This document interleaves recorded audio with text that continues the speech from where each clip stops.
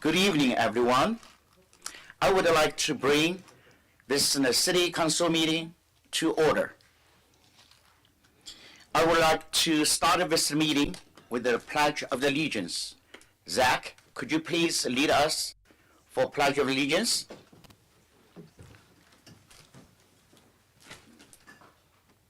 I pledge allegiance to the flag of the United States of America, and to the republic for which it stands, one nation, under God, indivisible, with liberty and justice for all. Thank you.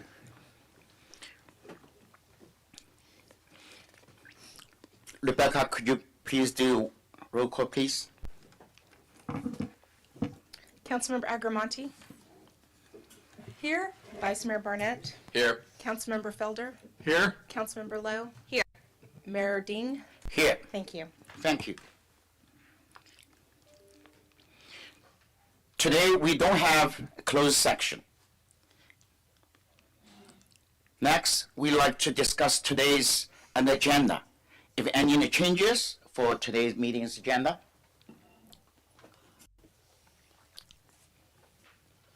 No. Who want to move to approve our agenda? I'll move to approve the agenda. Second. Roll call, please. Councilmember Agramonte? Here. Vice Mayor Barnett? Oh, yes. Sorry. Aye. Councilmember Felder? Aye. Councilmember Lowe? Aye. Mayor Dean? Aye. Thank you. The motion carries unanimously. Thank you. Let's go to agenda number 1, comments from the public. At this time, the members from the public, it's time for you to speak. It is recommended you keep your speech in 3 minutes or less. Thank you.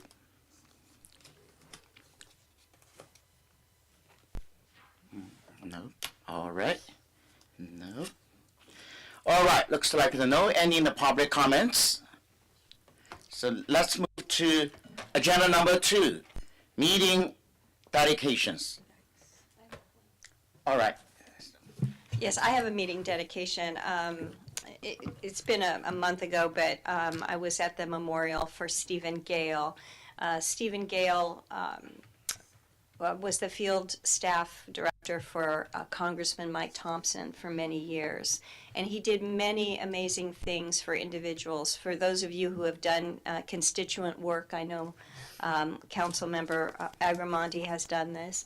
You get a lot of phone calls, as you do, I know, at city staff. And he particularly was able to help veterans find housing and find services. And he was just a fine man, and I just wanted to note his passing. And at his memorial, Congressman Thompson spoke, Senator McGuire, Supervisor Gorin. So it was quite a tribute to someone who's done just a really good job for average people who just call every day and just want to get some services. So I'd like to just mention that, his passing, very sad. And just sending regards to his wife, Maria Peluso. They live in Oakmont, but because he served Congressman Thompson, he had a lot of connections with the Valley. Thank you. Thank you. I'd like to dedicate this evening to philanthropist Jim Lamb. He recently passed away on April 29th. He was 90 years old. If anybody's been around here for a while, you'll know what a wonderful person he was. And it's interesting, he didn't just do it halfway. He rode hundreds of miles on his bike. He ran hundreds of miles all over the world, also rode his bike all over the world, and is an amazing man, a wonderful philanthropist as well. And he supported, I think it's 7 nonprofits here in the city of Sonoma, which was unbelievable. He was also the vice president of Chase Bank and lived here with his daughter Garland, who was with him at his passing, and his first wife, I think, married, his first wife was Elizabeth. He remarried to, I'm sorry, we just got out of a meeting, so I'm not prepared. He was also married to Charlotte. Some years ago, she passed away in 2008. She was a force to be reckoned with. She actually did the capital campaign for the museum, Sonoma Valley Museum of Art. He has lived with his daughter. He is, unfortunately, death was due to dementia, and he was known around town. He was the first guy I knew to get a Tesla, which I thought was amazing. So he would drive around town. He was just an amazing guy. And his daughter said that, you know, he would ride his bike to Sunflower. He would have coffee, and that was where he said he met the pretty girls. So he was very excited about that. He would just roll up on that bike, and he was just a great guy. That's when I met him, actually, at Basque, at Sunflower. So Garland, his daughter, said, "We are a team, and we faced everything together." Jim Lamb is just survived by his daughters, Garland Lamb of Sonoma, Jennifer Lamb of Ukiah, grandson Joshua Kelso Lamb, and great-grandson Nicholas. He was predeceased by his parents, Charles Davis and Jean, siblings Jack, Joanna, Jerry, and Joel, and his wives, Charlotte and Elizabeth. I'm dedicating this evening to Jim Lamb. Thank you. Thank you, Councilmember Aguirre-Monte. Any more? Do you have? Okay. All right. Let's move to agenda number 3, presentations. Today we don't have any scheduled presentation. Agenda number 4, consent on the calendar. And all items listed on consent calendar are considered to be routine and will be acted upon by a single motion. Mayor Ding, I would like to pull item 4.2, please. All right, 4.2.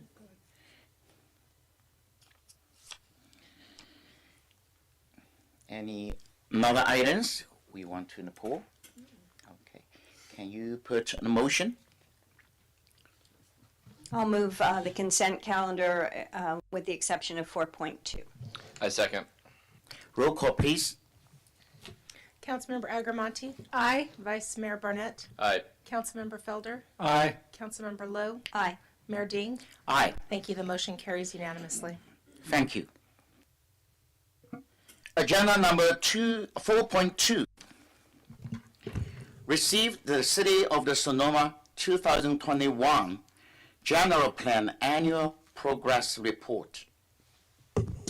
Yes, thank you, Mayor Ding. I pulled this, and I guess my question is for David. I've actually never seen this on one of our agendas, a General Plan Annual Progress Report, and I was hoping you could sort of discuss that and explain that a little more, and the Sure. highlights within.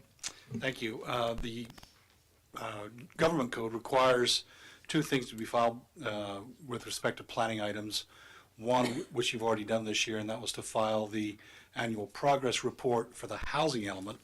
That statute has been in the government code for a long time, and it obviously has some implications with respect to original housing and that kind of thing. The second thing is an annual report for the general plan, and I believe it's government code 65-400, the same piece of legislation.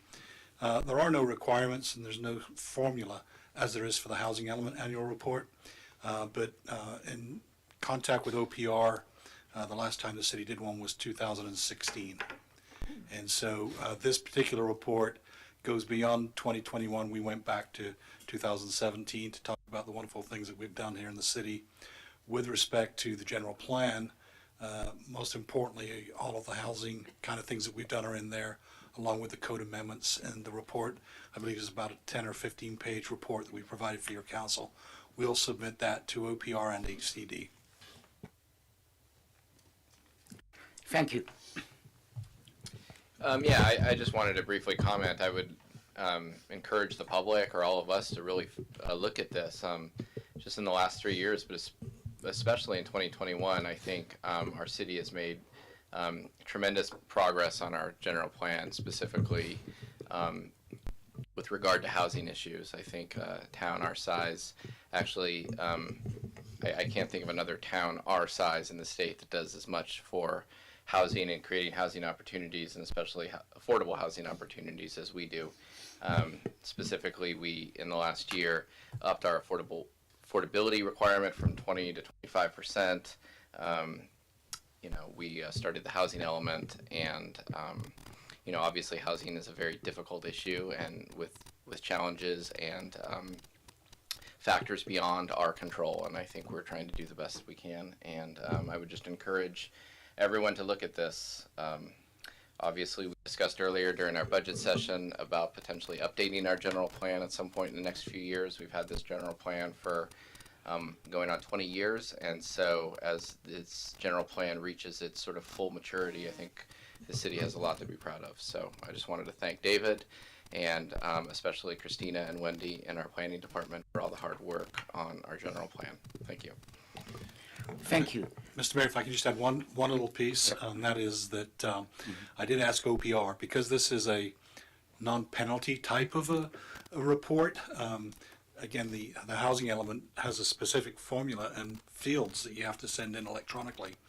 This particular report has no requirements or guidelines. They've got things they want you to send, but it's not a formal structure.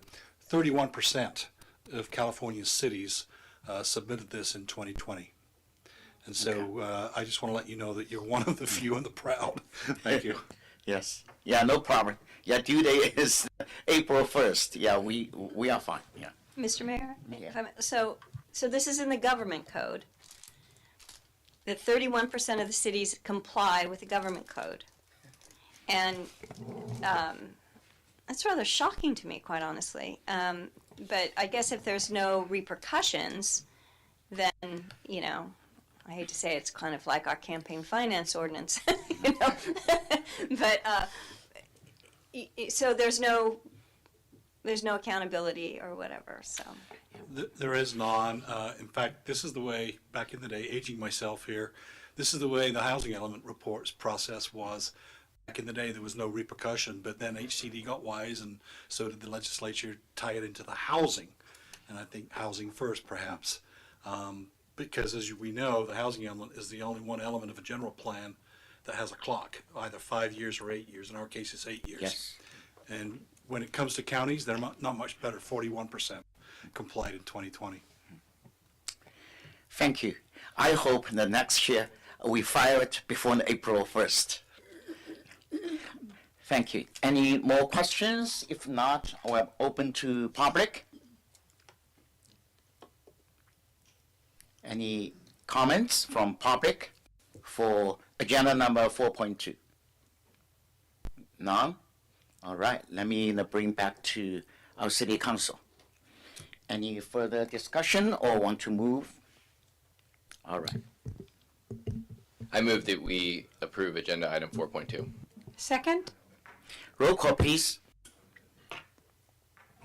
Councilmember Agramonte, Aye. Vice Mayor Barnett, Aye. Councilmember Felder, Aye. Councilmember Lowe, Aye. Mayor Ding. Aye. Thank you. The motion carries unanimously. Thank you. Agenda number 5, public hearing. Today, we don't have any public hearing. Agenda number 6, regular calendar. 6.1, consideration, discussion, and a possible action regarding the approval of the residential permit parking program, RPPP, on the public street in Klein Street neighborhood in the city of the Sonoma. Thank you, Mr. Mayor. David Storr. I'll take this item, be very brief. Last summer, the Traffic Safety Committee forwarded a recommendation to your council to establish a residential permit parking system program. Probably got too many P's in there, but in the Clay Street neighborhood, which is the area basically at Broadway and Clay Street and the streets further to the west of that. The recommendation came as a result of about 3, I believe, meetings of the Traffic Safety Committee. The basic recommendation, and that which staff supports, is to determine whether or not a program needs to be created. And obviously, the Traffic Safety Committee did recommend a system. We don't have that system before you this evening because it becomes a moot point if the council's determination is to not establish one there. But with respect to Train Town management, the lodge, and also the Saha development, they are in favor of establishing a permit program for those streets. Now, ordinarily, it would be something that would be brought to you by the Public Works Director, having been that transition person at that meeting in the past, and here we are today. I'm forwarding this recommendation to your committee, to you tonight. Staff and the Traffic Safety Committee recommend establishing a program. Should that be the direction of the council, we'll return at a later date, or Public Works staff will return at a later date, with the specifics of a particular program and how it could be enforced and where it should be enforced relative to the operations in that area. This concludes staff's report and available for questions. Thank you. Thank you. Questions, please. Yes, thank you, David. Do we have, and I believe the answer is yes, but just to clarify, do we have any other examples of residential permit programs in the city? I spoke with Mike this afternoon. He said there is one. I By the believe in hospital, Church. Yeah. right? Well, I thought he said Church Street, so I don't know if it goes over on that other side, but Oh, so maybe there's two. yeah, this particular one, yeah, maybe there is, and we can certainly have him report back. This particular one is unique as it's adjacent to unincorporated island of the county with Train Town, and we have no land use abilities there. That would come at a later point in time, perhaps, but it's unique in that sense. That's great. Questions? Yeah. I just have a question. Obviously the weekends are, filled. I mean, during the summer, Train Town is, lots of people there. Have we explored partnering, perhaps, maybe with the school district that has some parking facility at Adele Harrison on the weekend to maybe look at some overflow? Because we've been talking a lot about unenforceable ordinances, and I just have a sneaking suspicion that this could be another one. And if there's a way that we could direct people a place to park, it would be a lot more preferable than issuing citations and threatening to tow their car, which doesn't, appeal to anybody. So just curious if we've made any outreach. No, the only outreach at the present time is with the management of those three entities that I mentioned. With respect to Mr. Frank at the Train Town, his offering was he supports it, and he believes that those of his customers that are not able to find parking will come back another time. He called it the restaurant effect.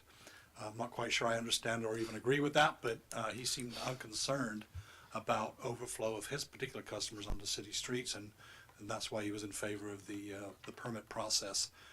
So no, we have not reached out specifically to Train Town. The demand does not come from the lodge or from the Saha, although we do know that residents of the Saha project do park on the north side of Clay, but perhaps that will not be addressed in the residential permit process or program. I don't know, but certainly something I can pass that information along to our Public Works folks to talk about that. Yeah, I think it's worth, especially on the weekends, talking to them. I think because the other thing is it's on the side of the street, the same side of the street as Train Town, and you're talking about children. So, grown-ups also go to Train Town and, with the children, but it's kind of scary when I see kids running across Broadway there. And if they knew that there was parking, nearby, then they wouldn't disturb the neighbors on Clay, and perhaps we'd be giving them a safer route to their amusement park. And it comes down to the issue, and by the way, I understand from talking with folks that it's not just limited to weekends. Apparently, when it does open up 7 days a week, the problem will not just be limited to weekends. The question then arises as to whose responsibility it is to provide for parking for that particular attraction. Is it the city's responsibility? Is it Train Town's? Well, again, we don't have any land use authority to require them to provide parking facilities to meet the demand that they're creating. And so that raises a broader question, but certainly we can have the Public Works Director contact the school district. But again, it goes to the question is why would it be the city's responsibility or anybody else's for that matter? Well, they're in the city, even when they're on that little island that's not the city, they're passing through the city, they're eating in the city, they're, so forth and so on. So, I don't know, it just seems like to make it as safe as possible would be my preference for kids. That's all.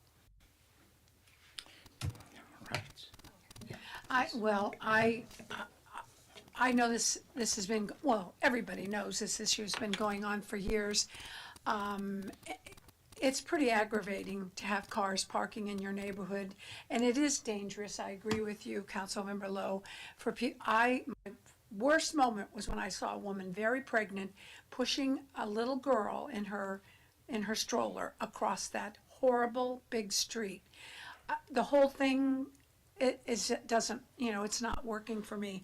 And Faja, of course, they have their own parking. They may park on the south side across from the hotel. And I think the people from the lodge I think that manager has really tried to cooperate, try to make it as best as he could for everybody. But, I just think something has to be done for the neighborhood, and because it's pretty aggravating, if you can't have friends over, if, certain times of the day you want to do things, maybe somebody can't get out. I don't even know. I'm sorry. To me, it's always been a huge issue. In fact, I don't think it's appropriate to change the subject, but there are other people in this city that suffer from the same issue, and that's MacArthur Lane. And I actually called people that I knew so they could come here to understand what the RPPP was. I don't know what the answer is. The permits are for what's the permit for? How long is that? Again, Nothing yet. the logistics of how a program would work have not been defined or identified and addressed, but should your council wish to see what one would look like, we could present that. Yeah. Well, thank you. Thank you. Yes, thank you. So as you mentioned, Traintown is an unincorporated island, and the recent LAFCO draft municipal service review encourages us to bring Traintown into the city. So if that were to occur, what kind of land use authority or what kind of authority could we have, or would it all be grandfathered in? Would there be any sort of opportunity to mitigate the parking issues if it was within the city? I'll give some preparatory comments and then maybe turn it over to legal counsel. But as we stand right now, we have no land use, whether it's a permit to issue or use permit or a building permit, for example. Certainly if there's a need for dedication, that would have to come through some kind of exaction, through some kind of land use entitlement like a map or something like that. Primarily we would get the ability to issue use permits if there's expansion or something like that. I don't know that we can actually just say, wait a minute, there's a public health and safety issue, therefore you need to provide more parking. Clearly, when I spoke with the county, they contacted the folks from Traintown. They were of the opinion that all of the demand that they have can be met on site. We clearly know that that's not the case. I've observed it myself last October where I got down to license plate numbers and watched employees from Traintown park on the south side of Clay and watched them in their t-shirts cross the road. I can say that the situation has been improved from a land use perspective, if you will, in that the sidewalk on the south side or the crossing has been changed to further north to where Saha is. So I think public safety has been increased. As to how it relates to Highway 12, I'm not sure how we would then integrate with Caltrans on getting better dedications or a dedication of your typical public improvements like curb, gutter, sidewalk, that kind of a thing. But Jeff, do you have anything else to perhaps add about the land use? Generally, when you annex property out from the county, the entitlements that they've been accustomed to are grandfathered. But we would certainly take a closer look at that if the council wishes to move in that direction. Thank you. All right. Yes, sure. So, Mr. Storr, I also understand, I viewed the aerial we've seen aerial shots, and I don't think there's any available parking at Traintown. So I just, that was something that I understood. So in my little dream world, I thought we could rent space maybe from Friedman's, but as I drive around Friedman's, there's nothing really available. So, but I thank you. Thank you for bringing this forward because I think it's very important for people to hear.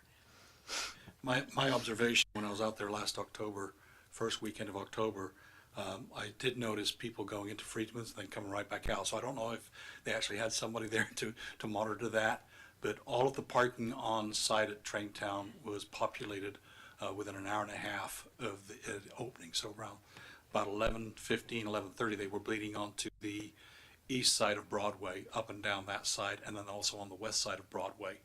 And then they began to penetrate more to the west of Clay. So again, should your council wish to have staff create a residential permit program, we would then try to figure out the best place to figure out on the geography, because in talking with some of the residents, and about a half a dozen of them actually, it does get closer to Fry Creek now. And I think as we get more into the summer months, it'll go beyond that. And I'm sorry, Mr. Mayor, I thought what our Councilmember Lowe suggested, maybe a shuttle. I don't know who would pay for it. I have no idea where would people park. It's not that far. If they're parking on Clay Street, it's no further than, walking, on the same side of the street. I just think it's worth asking. I mean, I'm absolutely in favor of a permit for the residents there. They need something. But, because we're stretched thin with enforcing many things, I just wanted, to be thinking a little proactively in terms of accommodating our visitors. So maybe that would come with some recommendations, I guess. I agree with you, Councilmember Lowe. I think permit might be the solution, although I don't know actually if it is. We can listen to the public. Yeah, that would be. Let me open to public. Maybe we can get some part of the answers.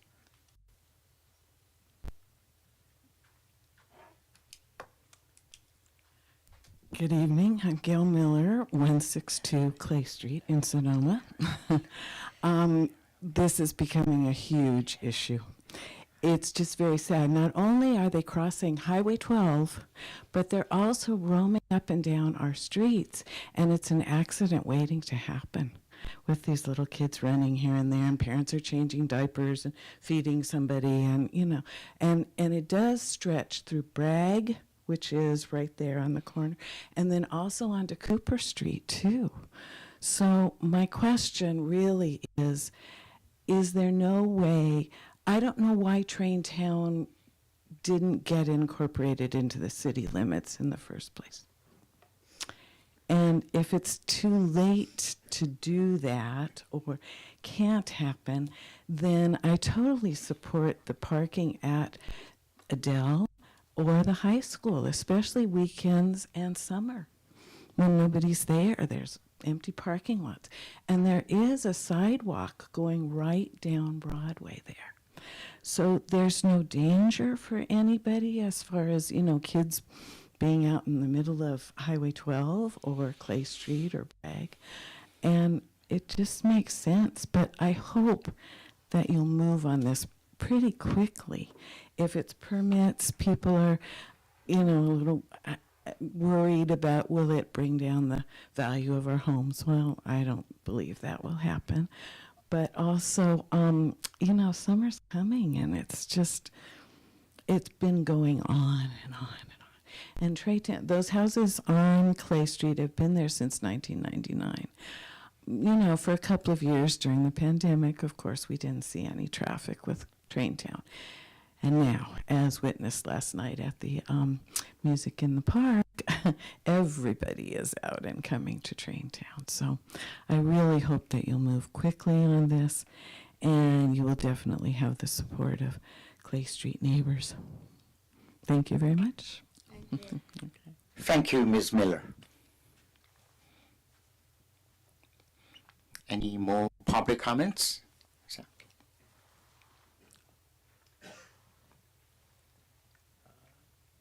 Hello, my name is Zach Tweedy, Sonoma City resident. It sounds as though the problem is twofold. One of parking availability as well as the excess overflow. I do believe a two-pronged solution is available. One where a notification of adjacent parking elsewhere, like the high school nearby, and incorporating extra parking into Train Town's availability, as well as a permit availability for the residents at the street. I do believe we can do both if that is something that the council wishes to decide upon. Thank you, Zach. Yes, please. Cody Binkley, BMV. Real quick, it's good to be here. Long story short, this has been a long lifetime of people that have physically run this property, understanding the developments that have gone down here my whole entire life. That used to be a flat land. And so therefore, people are going to roam no matter what. And especially when you develop the homes that are going to be there and already been approved for low-income housing. They actually aren't low-income housing. What I'm saying to you is, no matter what, these people are going to roam around these parts because these kids have an opportunity to go to like a Disneyland. Most people don't understand that they're given the opportunity to go to these awesome places.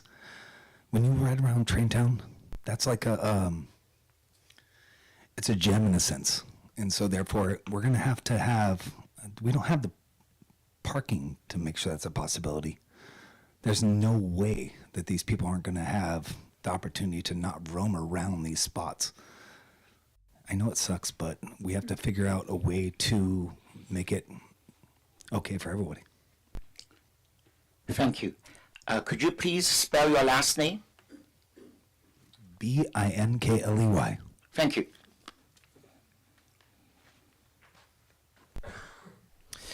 Good evening, Mayor Ding, members of council. Mark Bodenhammer here on behalf of the Sonoma Valley Chamber of Commerce. Councilmember Agramonte mentioned the possibility of a shuttle. That's something that we've kind of discussed on a number of occasions over the past couple of years, and certainly before that. I think it's really a great idea. It might be something that would require working with the county, because it would probably be a lot more viable if we had something that went from the Springs down to, say Shelville area, somewhere like that.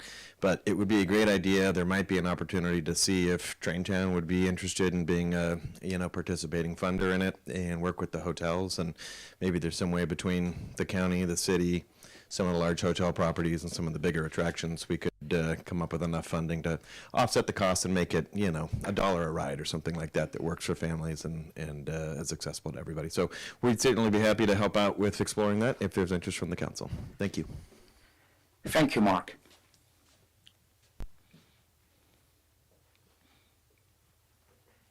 Any more comments? If none, I want to close the public comments. Vice Mayor Barnett. Thank you, Mayor. To follow up on the residents' question about sequencing and timing, if the council does approve going forward with a permit program tonight, how quickly can we realistically expect implementation of this?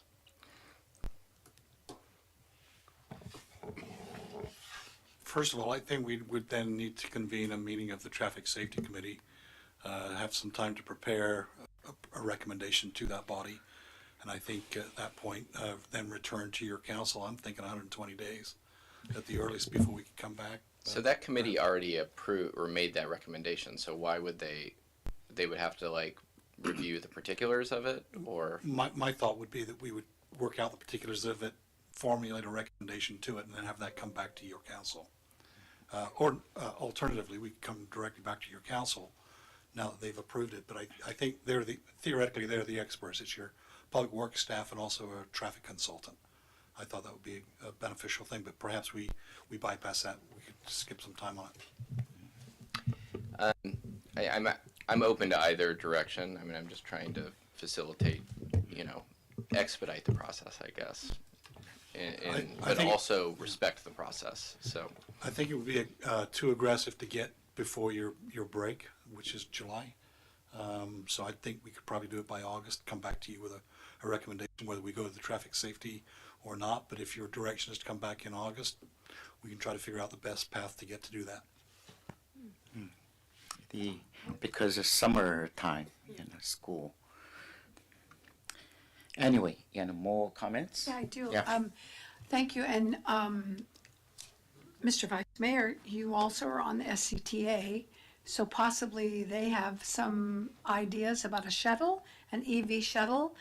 And also, we do have a free bus that comes through on Broadway. I think it goes down to MacArthur. East MacArthur is the most south.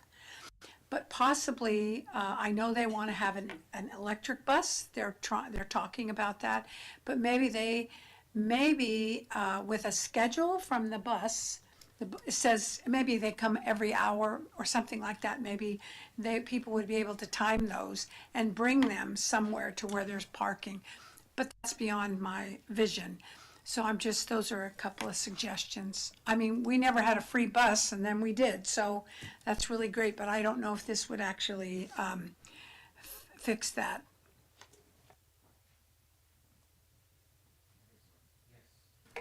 Well, to begin with, I'm in favor of going with a permit program for that neighborhood because it's been such a long-standing problem in that area. But given the fact that it would probably be the horse outside the barn until summer's over with, that I would also like to pursue what Councilperson Lowe suggested, that we contact the school district and see if some available parking could be made at the middle school or even the high school, which does provide a much safer route of travel to Traintown, and a couple of signs saying if you need overflow parking, it's just down the street, could solve some of that issue. But I think it's a problem that we should address, and I would like to address it with a permit program in the long term, but also try to find another solution temporarily to get us through the summer season. Thank you. Thank you. I support the permit.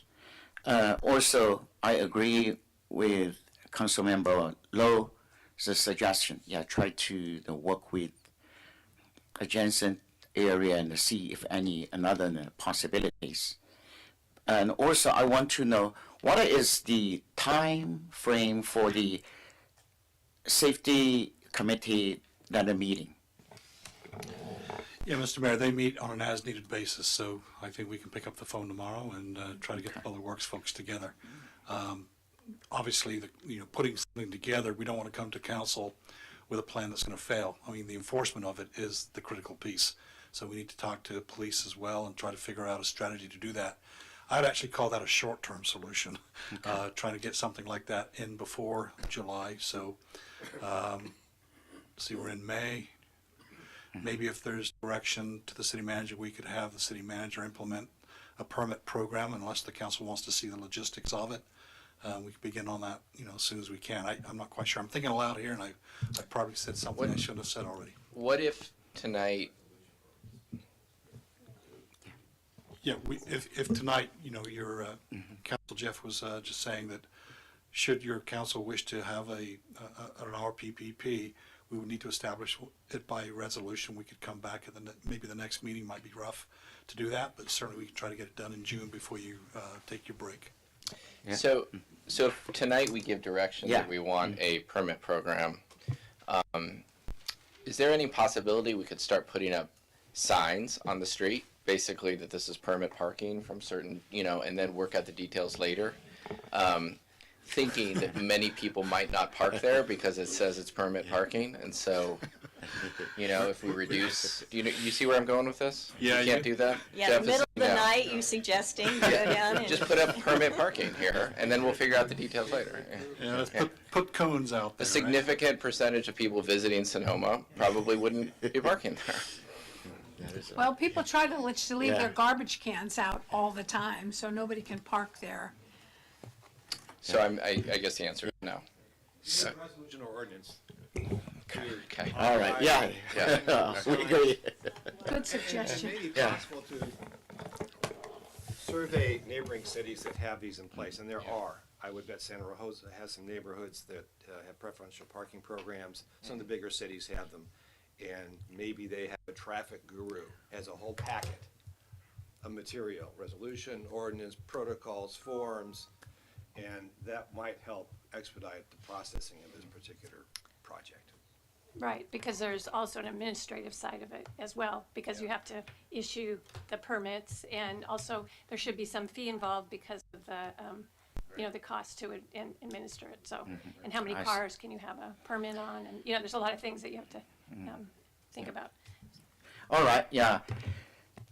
Do you think, oh, sorry, go ahead. Sorry, go ahead. Yeah, I just wonder, do you need us to have a motion or direction, or just so we can come back?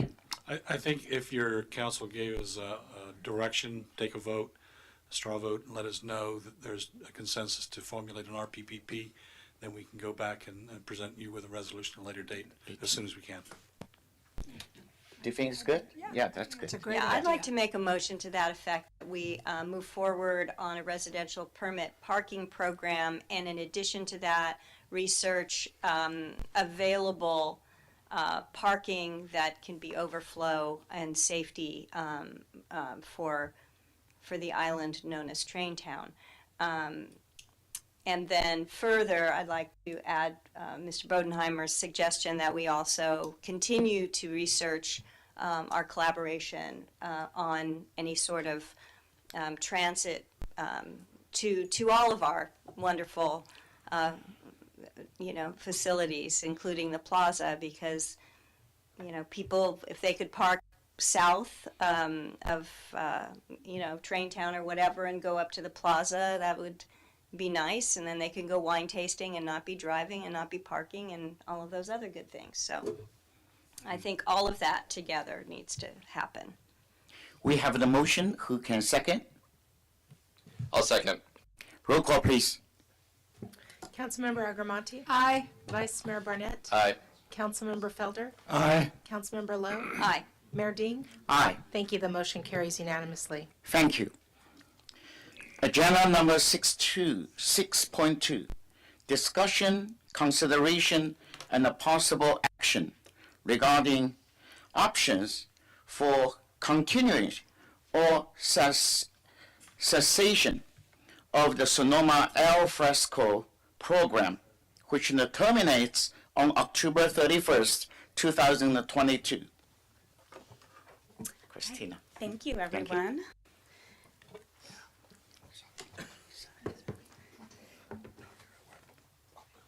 You're welcome. So just a quick reminder of everyone of what our Sonoma Alfresco program is. It was established by resolution on May 18th, 2020, and gave a lot of power to the city manager and staff to work with our local businesses to work on being flexible and being able to expand their operations to get through the COVID pandemic. This included expanding into the public right-of-way, such as parking areas, roadways, as well as on private property. So tonight we're primarily going to be talking about parklets, but the Alfresco program does include other expansion. So there's some private parking lots in front of Sojourn. They've been using that front area. So there really are a wide number of improvements that have been implemented through this program. So due to the need to move very quickly on this issue, city staff was working with the businesses basically as quick as we could, and there wasn't a lot of programming. The design requirements were minimal, construction varied from project to project, and as a result we have a lack of cohesion as we're moving towards the endemic stage of this pandemic. The city did not charge any fees, and all of the permits were issued by staff. I have some pictures for you just to show the variety. We have the Basque on the left, Oso and Della Santina. And this shows you the variety. So Della Santina's, I believe, was a rented structure that was like an event, special events facility. The parklet at Oso was collaborated with the city and GMH Builders. And the Basque is a more limited installation where there isn't a floor. It's on the sidewalk with the curb and the use of water walls that were purchased by the city. So currently, as it stands today, we have 15 businesses that are operating with physical improvements. As I mentioned, there are other benefits to the Alfresco program. This includes 13 restaurants, Sweet Scoops, 1 tasting room, and 1 bar. We have a total of 14 parklets and 1 sidewalk extension. And the difference is that the sidewalk extension is part of the public right-of-way that was constructed by the city, and there's no dining on the sidewalk extension. The parklets were paid for by the individual business owners and are for their exclusive use. So these take up a total of 56 parking spaces, and the total around the plaza is over 1,000. So we have about 800 parking spaces on the plaza, I believe, and 300 that are in private parking. So the current program will expire on October 31st, 2022. And as it stands now, those parklets would be removed and the plaza would be returned to existing conditions unless the program is continued. So here is a map of the existing parklets and just a table breakdown of all the different businesses, and also have an estimate of the number of seats that are in each of those. We did an analysis looking at how much space they were taking up and how much they were being able to use that and turn that into revenue.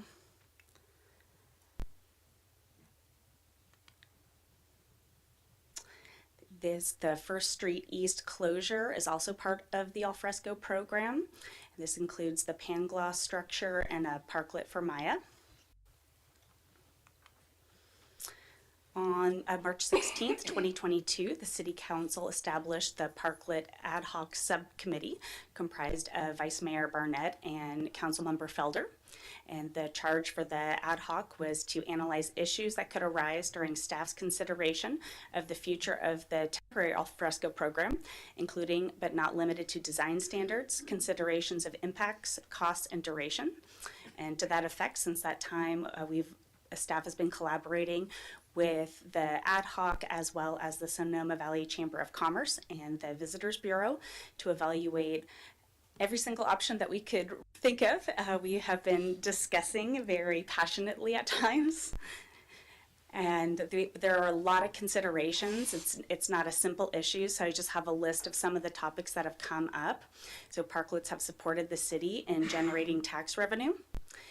They've helped the city recover from budget shortfalls due to COVID. Continuing the program would allow the city to continue recouping that lost tax revenue and support the city during future potential economic downturns. They really have been imperative for keeping our restaurants open during COVID. A number of the businesses had no outside dining, and for a while when you could only dine outdoors, they were really essential.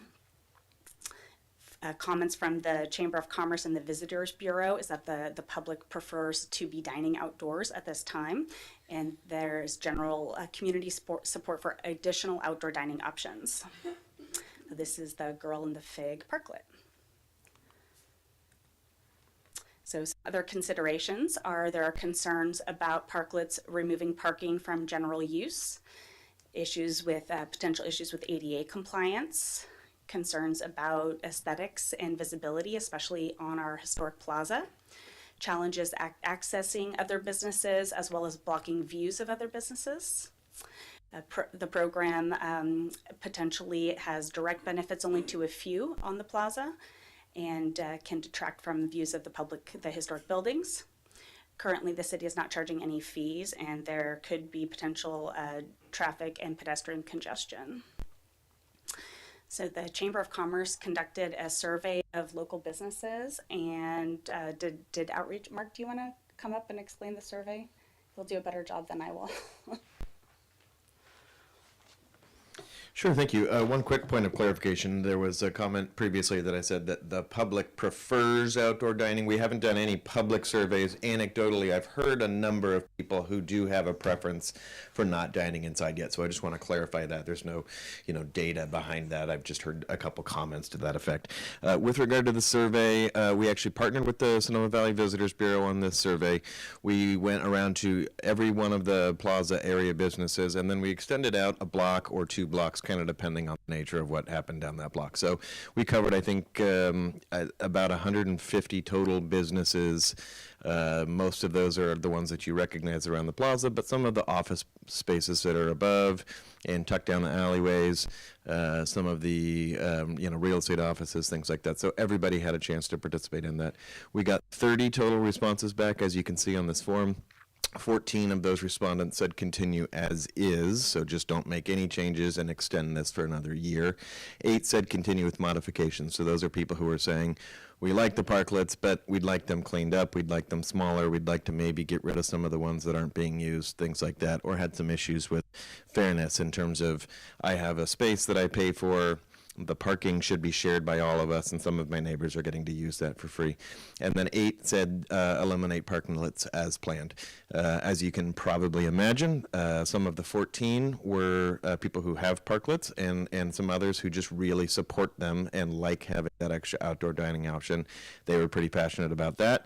And the 8 who want to eliminate parklets are in that same category. There were some very passionate feelings on that end as well. So we're standing by to help. As you can see on the survey, we did a little breakdown industry by industry, so you can kind of get a sense of where each industry is thinking.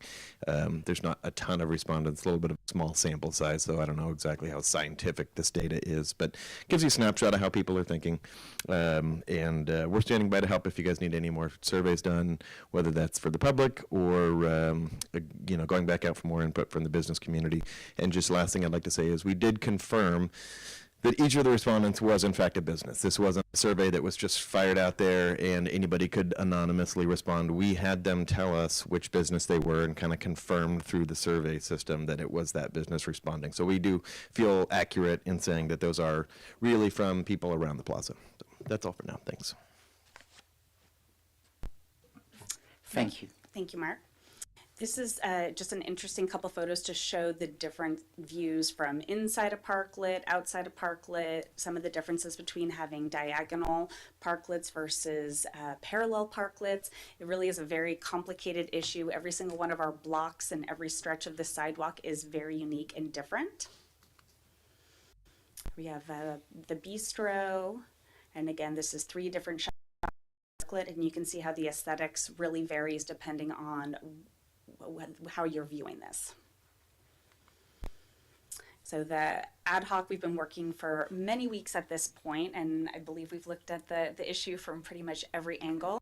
These are the general recommendations from the ad hoc. First is the direction for staff to work with code enforcement to address health and safety concerns, improve ADA access, and make aesthetic improvements. And the primary concern has been the water walls, the big orange water walls. So staff is working with the Department of Public Works and our public safety officials to investigate that option. The goal is to have intermediate improvements completed by May 26th, 2022. So spending the next month to make improvements before Memorial Day weekend so that over the summer our plaza is looking as wonderful as we can make it. And then... Could I interrupt just for a minute? On that first one about the intermediate improvements, not only was to remove the water walls, but it was to remove the canopy structures. Correct. But that, I'm just highlighting, that wasn't on here.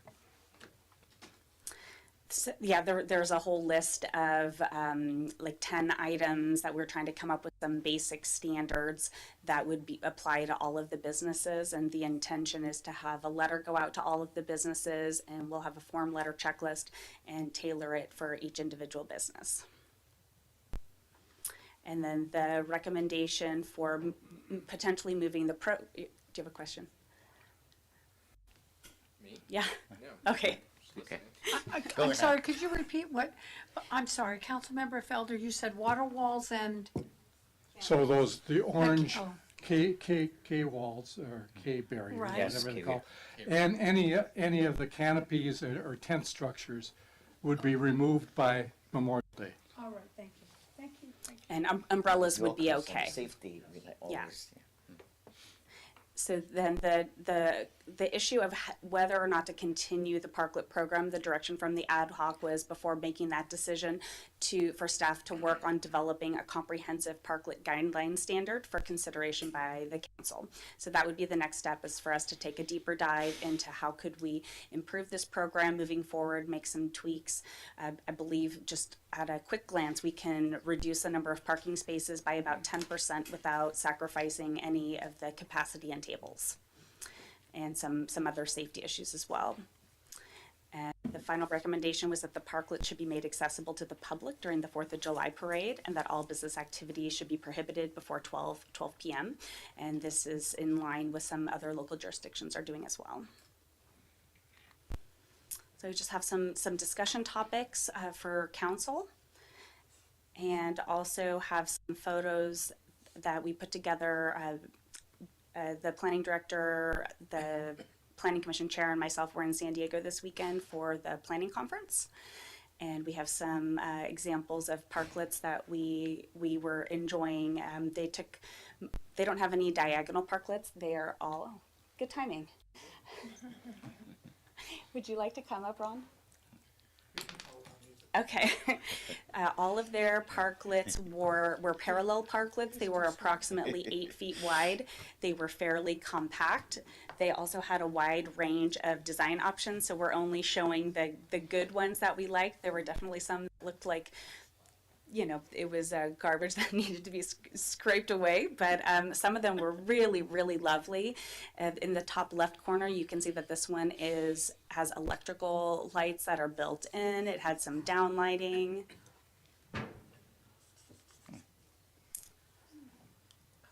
Oh, that is- Most of them had like decking material on the bottom instead of plywood. San Diego. This one utilized a lot of landscaping, which I thought was really nice. Landscaping. That is maybe. San Diego, it's not really relevant. And it was also really helpful because they've been on the forefront of making these more permanent, and so it was really interesting to see their program and guidelines first and then go down and see them being implemented. This was our favorite.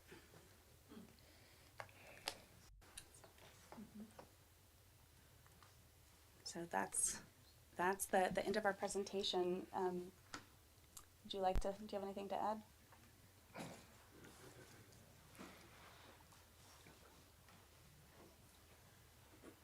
Good evening. Ron Wellander, 1149 Neal Court, Sonoma, California. I'm speaking this evening not as a member of the Planning Commission, but as an invited guest of the ad hoc committee that has been working on the parklets.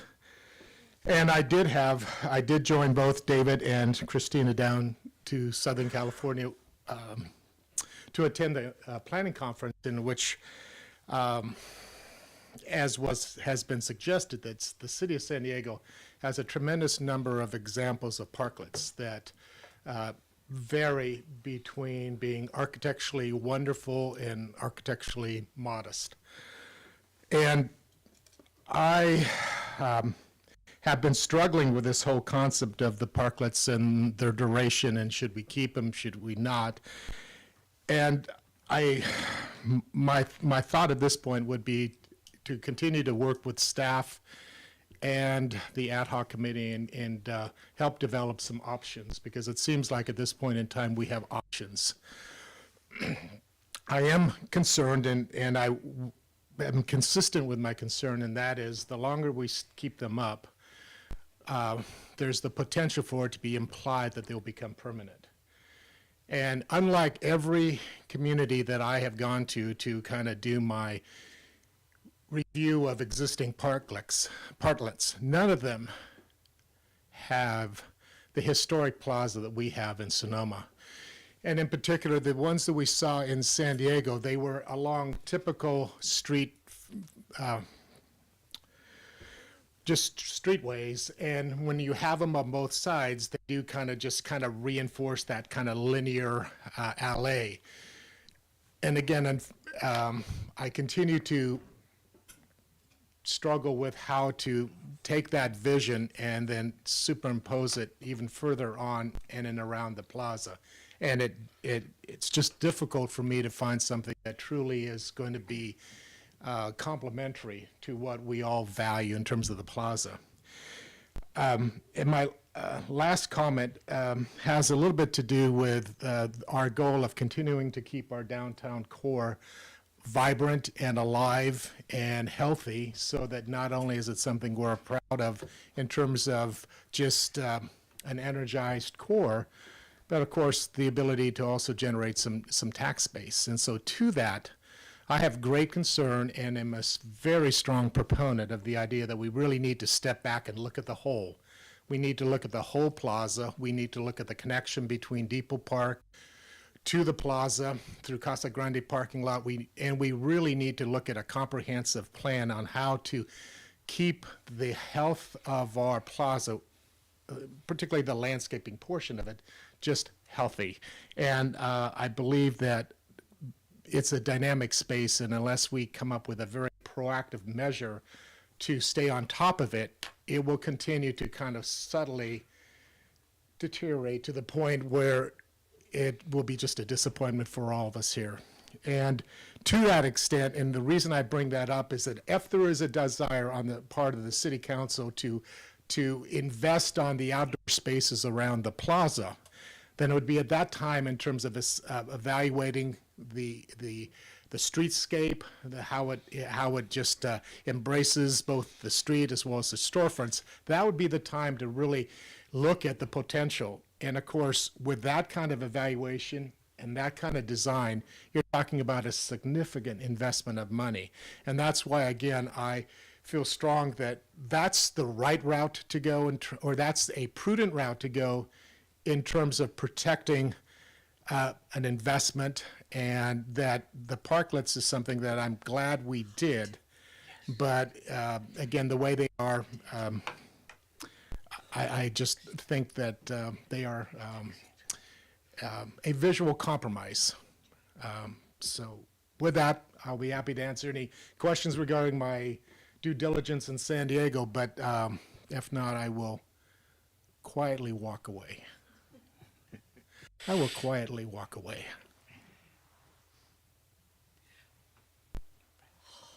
It's hot. Okay. So that's the end of our presentation, and staff's available for questions. Thank you so much. And first of all, I want to say a thank you to Vice Mayor Barnett, Councilmember Felder, your leadership for this project. And questions? Can we get San Diego off the screen? Is that possible? Yeah. Okay.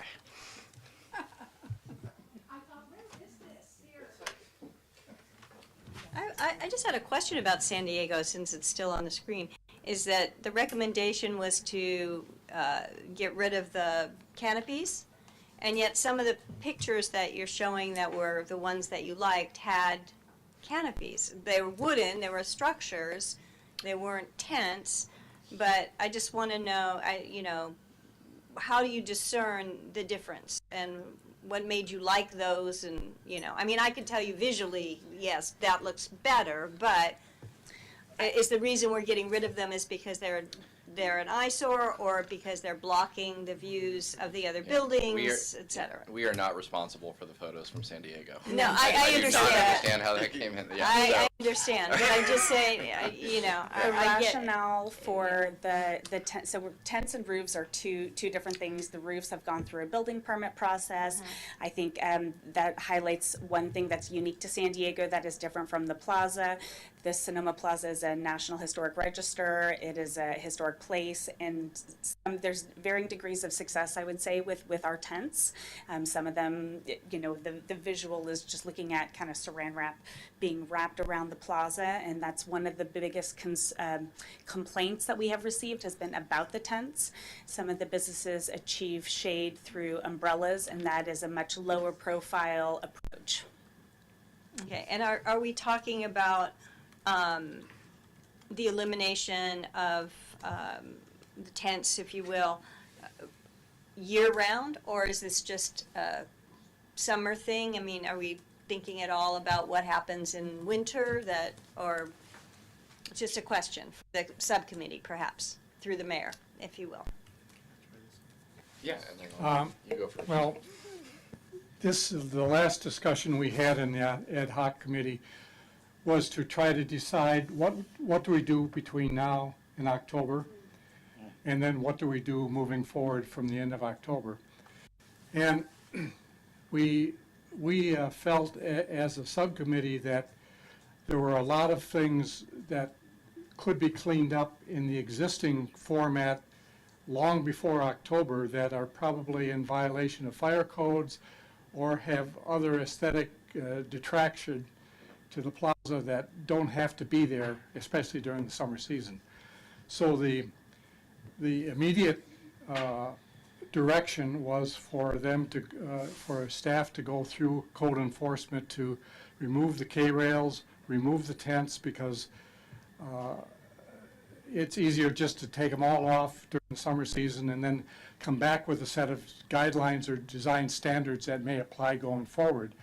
But to get rid of it for now so we can see a clean slate. Okay.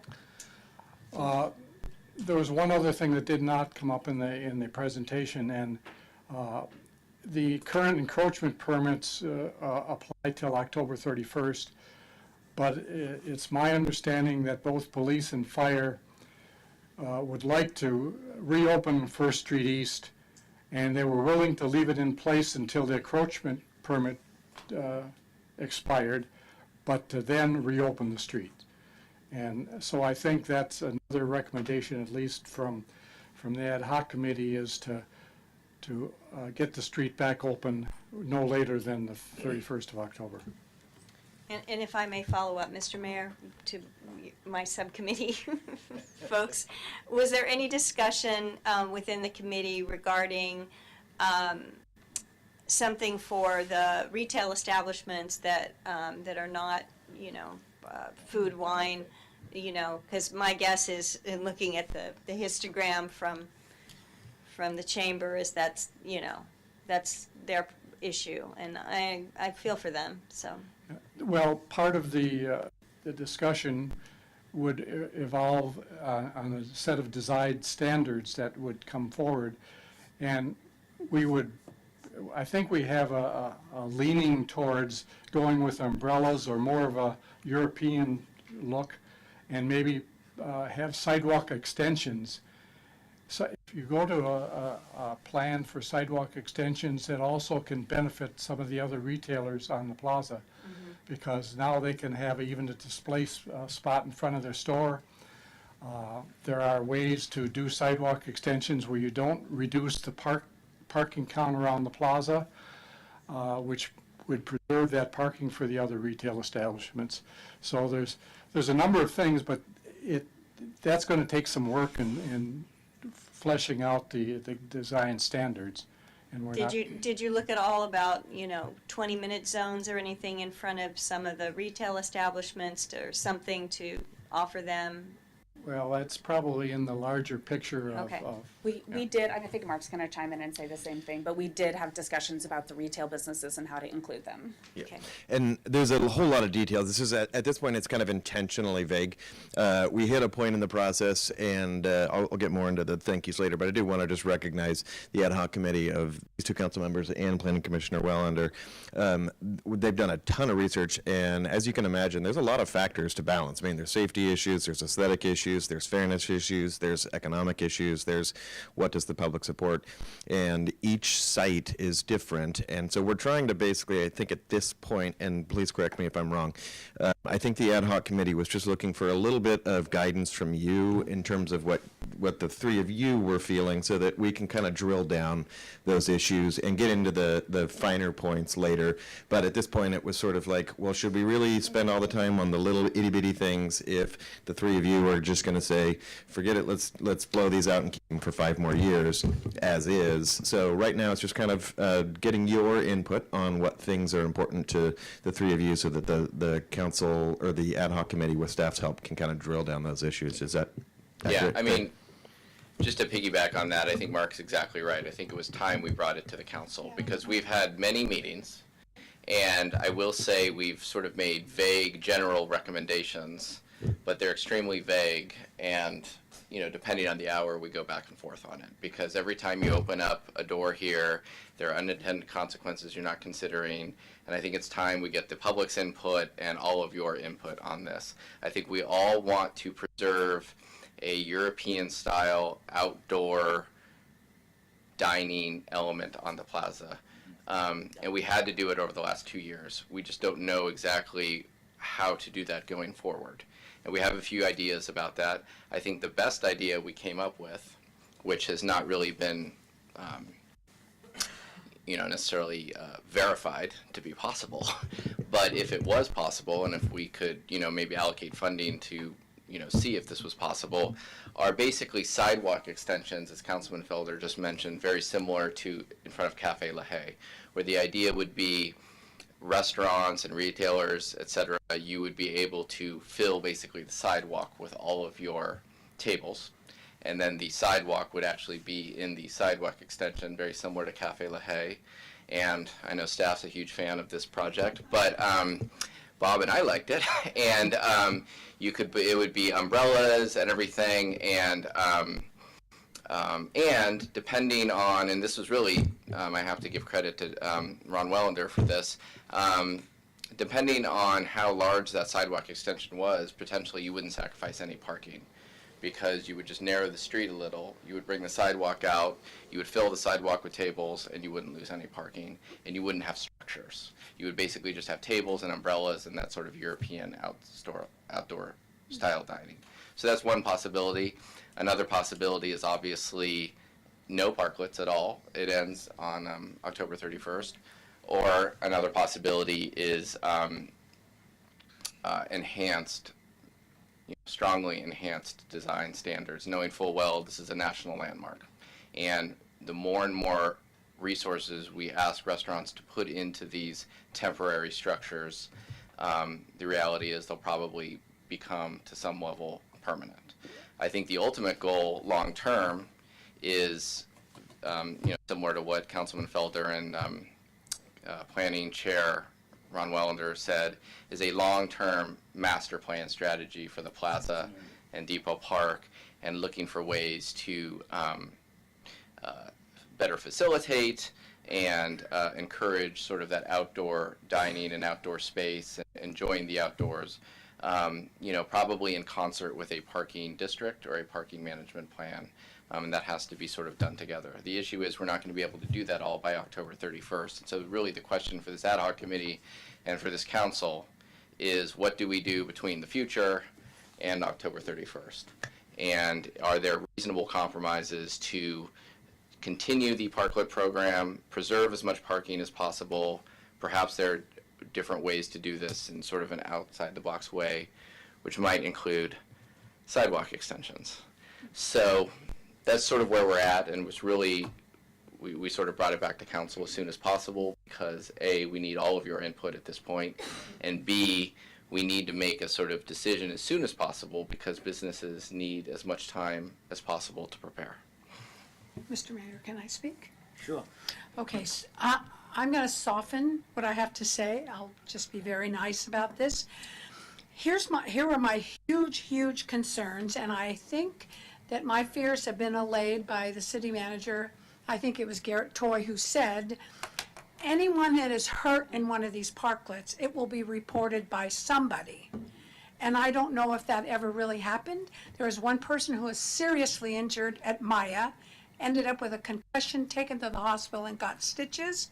Another one was where a car ran through, I think it was Bistro, backed up. I was assured that that would never happen. It happened. So my concern is that we need somebody to report these things. I called the police and said, how does this happen? They said, well, if the restaurant doesn't tell us, we don't know. Or if a person doesn't tell us this has happened to them, they don't know. The issue of K-rails, I understood that those are really for safety, especially if they're filled with water. I think, I think it's I don't know physics, but I think if you hit an empty K-rail, it's gonna fly and knock somebody's head off. But if it's filled with water, it will not, especially if it's attached to the other K-rails. I can't see how you can drag that to hurt a person. Those are my first concerns. So the reporting accidents, and I don't know, Ms. Casey, if that was ever changed. I was told that it was or going to. The other thing, thank you to Mr. Wallander regarding historic, because that's the difference. This place is a historic place. And I think it's very important that we hold on to that. And it's interesting that the surveys were done by the restaurants. You know, do you want this or not? Maybe I'm wrong, but It was all businesses. all businesses. Speaking of businesses, the retails, and I've heard people say, well, you know, the retail stores are suffering because their other people are shopping online. I don't think so also, because there's no parking. Our big, huge issue is parking. Parking. And if we would ever move forward, Bob and I, with the Casa Grande parking lot, you know, obviously that would certainly make a difference. So I feel sorry for the retail stores. I personally, First Street East, I'm with the Women's Club. I'm sick of making U-turns to get out of there. I think that needs, for me personally, I think that needs to go. And let's see, the reporting accidents, the effect on retail stores, First Street East. These are all the things that really bother me, but I will say I admire the work that you've done. That's why I came off the Development Code Committee, because I couldn't see through this. I was so annoyed by it. You know, people have said there's some really dangerous, especially the canopy things. When trucks go by, the whole thing shakes. So those things are really bothering me, and I appreciate all the hard work you've done, the staff, everybody working together. But I'm pretty clear, I'm not past October. I think I did it because I thought it was good, but it hasn't turned out to be good for everybody. I mean, I appreciate all your hard work. I actually feel that I agree. And Vice Mayor Barnett, I think your idea of the future with with umbrellas, sort of like, and I'll take a trip to Italy if somebody would like to pay for that, so we can find out if it really works. There, we can set on sidewalks. But I really think you've done a lot of hard work. I find it more palatable because I know that what you're doing is responsible. But I'm pretty clear on how I feel. There's nothing coming for me after October, unless you can show me personally that this is really going to be different, because I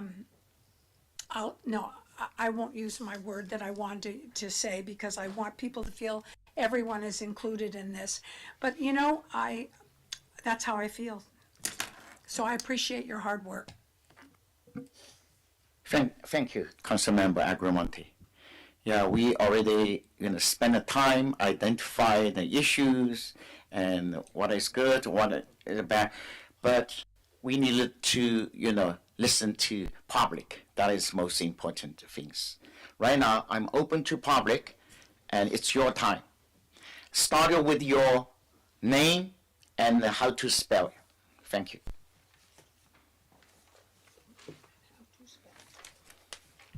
Good evening, everybody.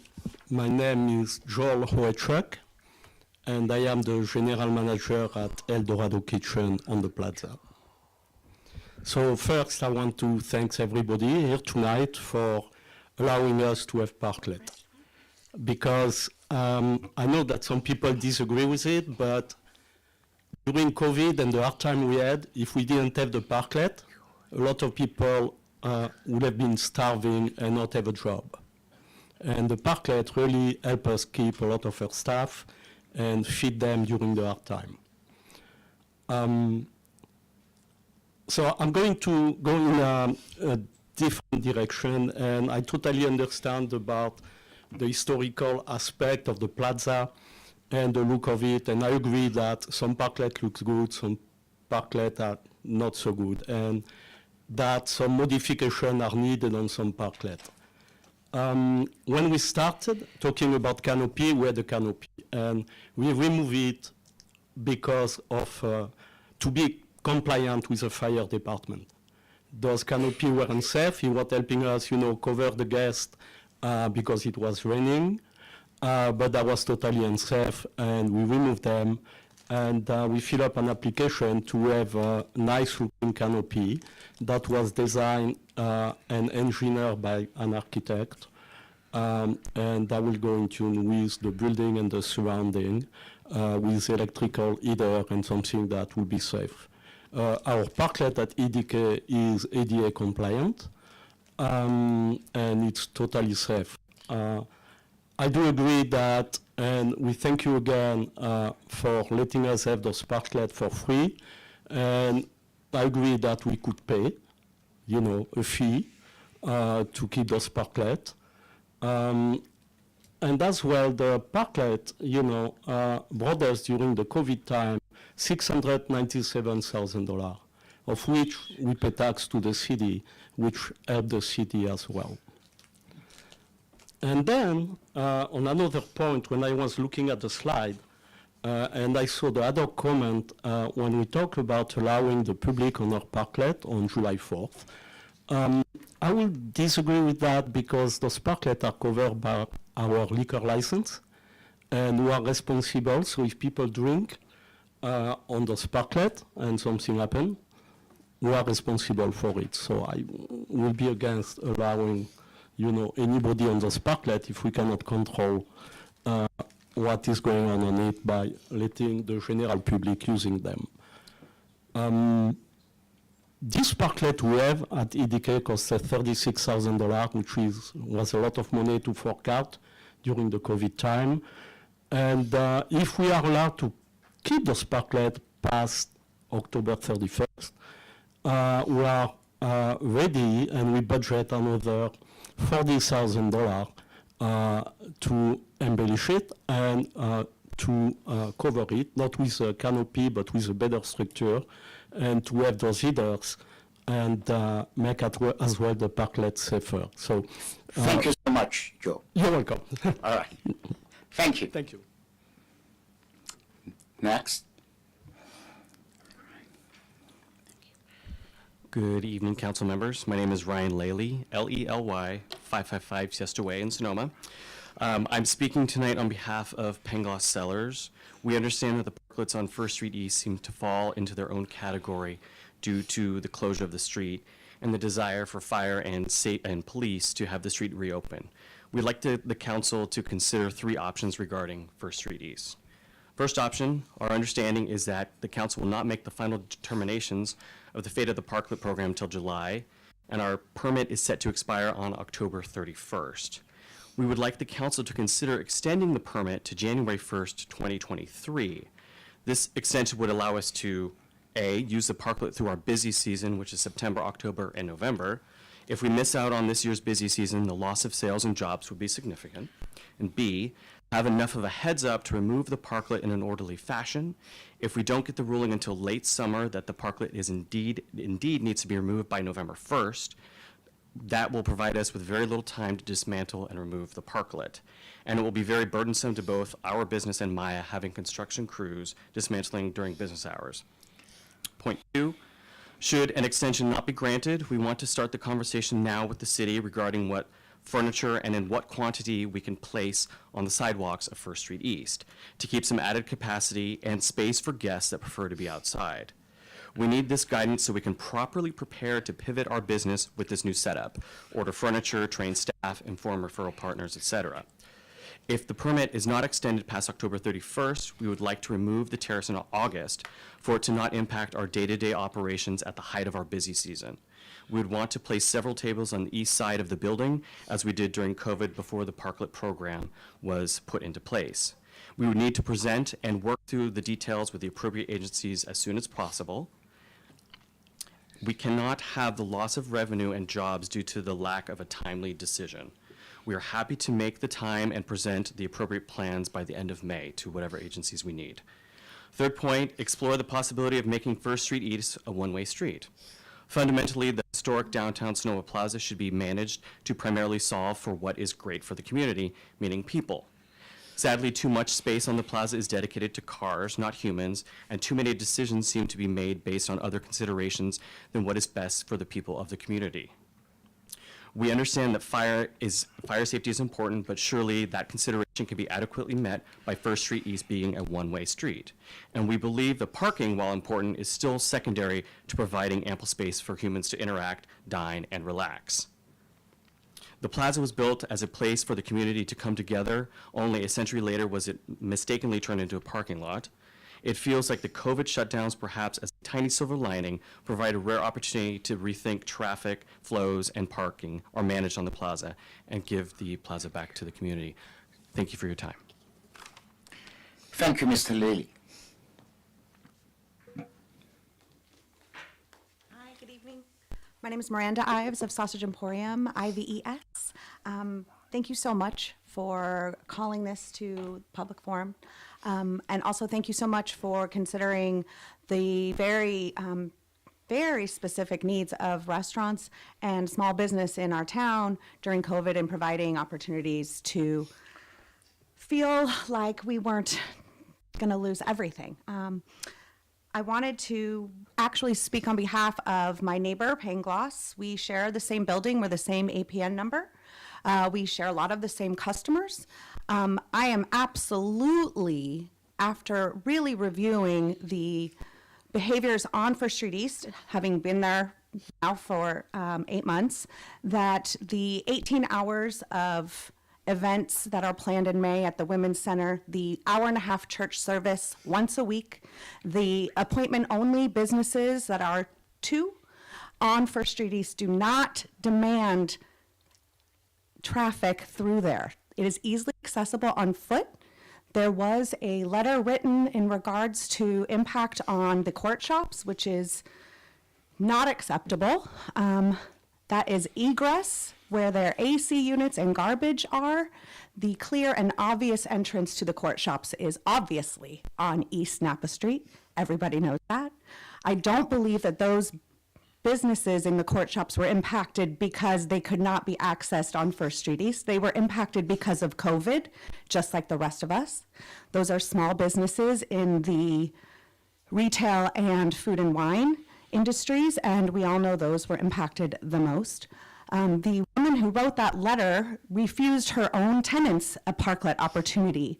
So to say that she's concerned about their survival and that the First Street East is the cause of their potential slowing of business is not acceptable. I really, really need Pangloss and Maya to be able to continue their business. I think that it's been a beautiful addition to the plaza. We're talking about aesthetics, and now you're talking about tearing down the best one? That doesn't make sense to me. It's a beautiful parklet, and I think that I hope that you really consider Ryan's one-way street consideration. It's a compromise, and I'm just here in support of my neighbors. Thank you so much. Thank you.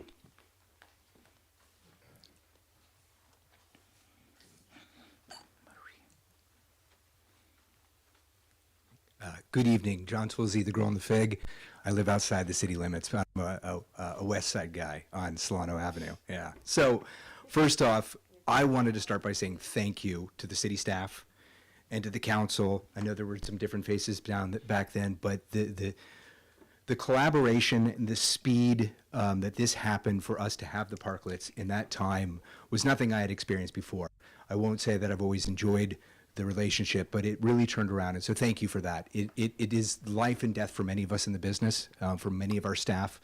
The opportunity that was given to us to have the parklets, the speed at which it was done, the collaboration, the spirit of we're working on this together. Yes, there are problems, but we know that as a group, the vibrancy of the plaza is key, and so I just can't thank the council and the staff enough for that. Thank yous from my heart and from my staff. Number 2, just a quick mention about the water or the K-rails or whatever the heck those things are called. I hate them. We were told we had to have them when we put our parklet up, and then that's why we did everything we could to cover them, but I was told I couldn't cover the orange on the outside. So that's why we did ours, but I agree with you, they're horrible. They look horrible, but I was told I had to have them, so I think that's important to just note. Lastly, I do wish some accommodation going forward could be happen. If it means that we need to give up some of our space, we have the sidewalk too, and that would happen, we'd gladly do that for the vibrancy of the plaza and if it benefited our neighbors. I know that we're taking 4 spaces up. If we have to give some of those back, we gladly do that. I also know the 2 spots in front of us are originally were designated for short-term parking for picking up. We don't need that anymore. We're not doing that business currently. So if those parking spaces could be converted. But I think the point I'm making is we want to engage, and we're very, very ready to work with you and continue to work with you to create and continue a program that I think is vital. And I'll finish with the fact that I do think the retailers need to have a say in this, but I will say the vibrancy of the plaza benefits all of us. And having more parking spaces and less businesses is not going to create that vibrancy. And then lastly, you know, we employ about 70 plus employees at the Grow on the Fig. So as a footprint or a square footage, our employee basis is higher than most. I don't say that as, oh, look at me, but I say that as the importance of what it is. And I just want to say that having the parklets allowed us to keep a number of the staff that we wouldn't have through the winter. Planning for next year will be huge. But it's really allowed us, most of our dining is outside, most of the demand is still outside every day. Most of our people don't want to eat inside yet. But it's allowed us to keep a lot of people employed, making very good wages. And that's because of the parklet money. It's very simple. Most of our staff makes $18 or more. We're committed to making that to $20 by the end of the year. But we can't do that without those parklet dollars. So those parklets have fallen right into our staff's pockets. And they are key to making this community, and I know I'm up, but it's just finished this point, affordable and livable. We pay great wages, but we do that because of the collaboration and that space. So if we need the flexibility, do it, but I can't tell you how important it is. Thank you. Thank you, John.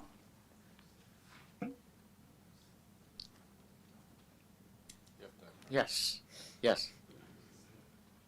I just want to bring up one thing, that giant eucalyptus tree that's in the square. Eucalyptus kill more arborists than any other tree. And notorious for being short roots and limbs falling down. A friend of mine that was an arborist was taking care of the Presidio. He walked past where a brain surgeon was lying on a blanket with his girlfriend. As he walked by, he noticed this big limb was about ready to go at any time. He told the brain surgeon, you might want to move. The brain surgeon said, I'm a brain surgeon. I know what I'm doing. Mind your own business. On his way back through the Presidio, ambulance was there. Big limb fell out and killed both of them. So I hope you do something about that eucalyptus tree. I worry about it every day. Thank you. Next. Thank you.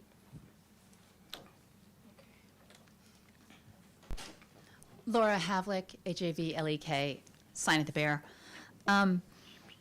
Thank you all for working so hard to make Sonoma work for everybody who's here. I love the town, and it, as John, you were saying earlier, it is the mix that makes the plaza work. For us in retail, weirdly, the pitch of parking is tightest in Q4 from Thanksgiving to Christmas. I don't know, which seems to me when the parklets are least used.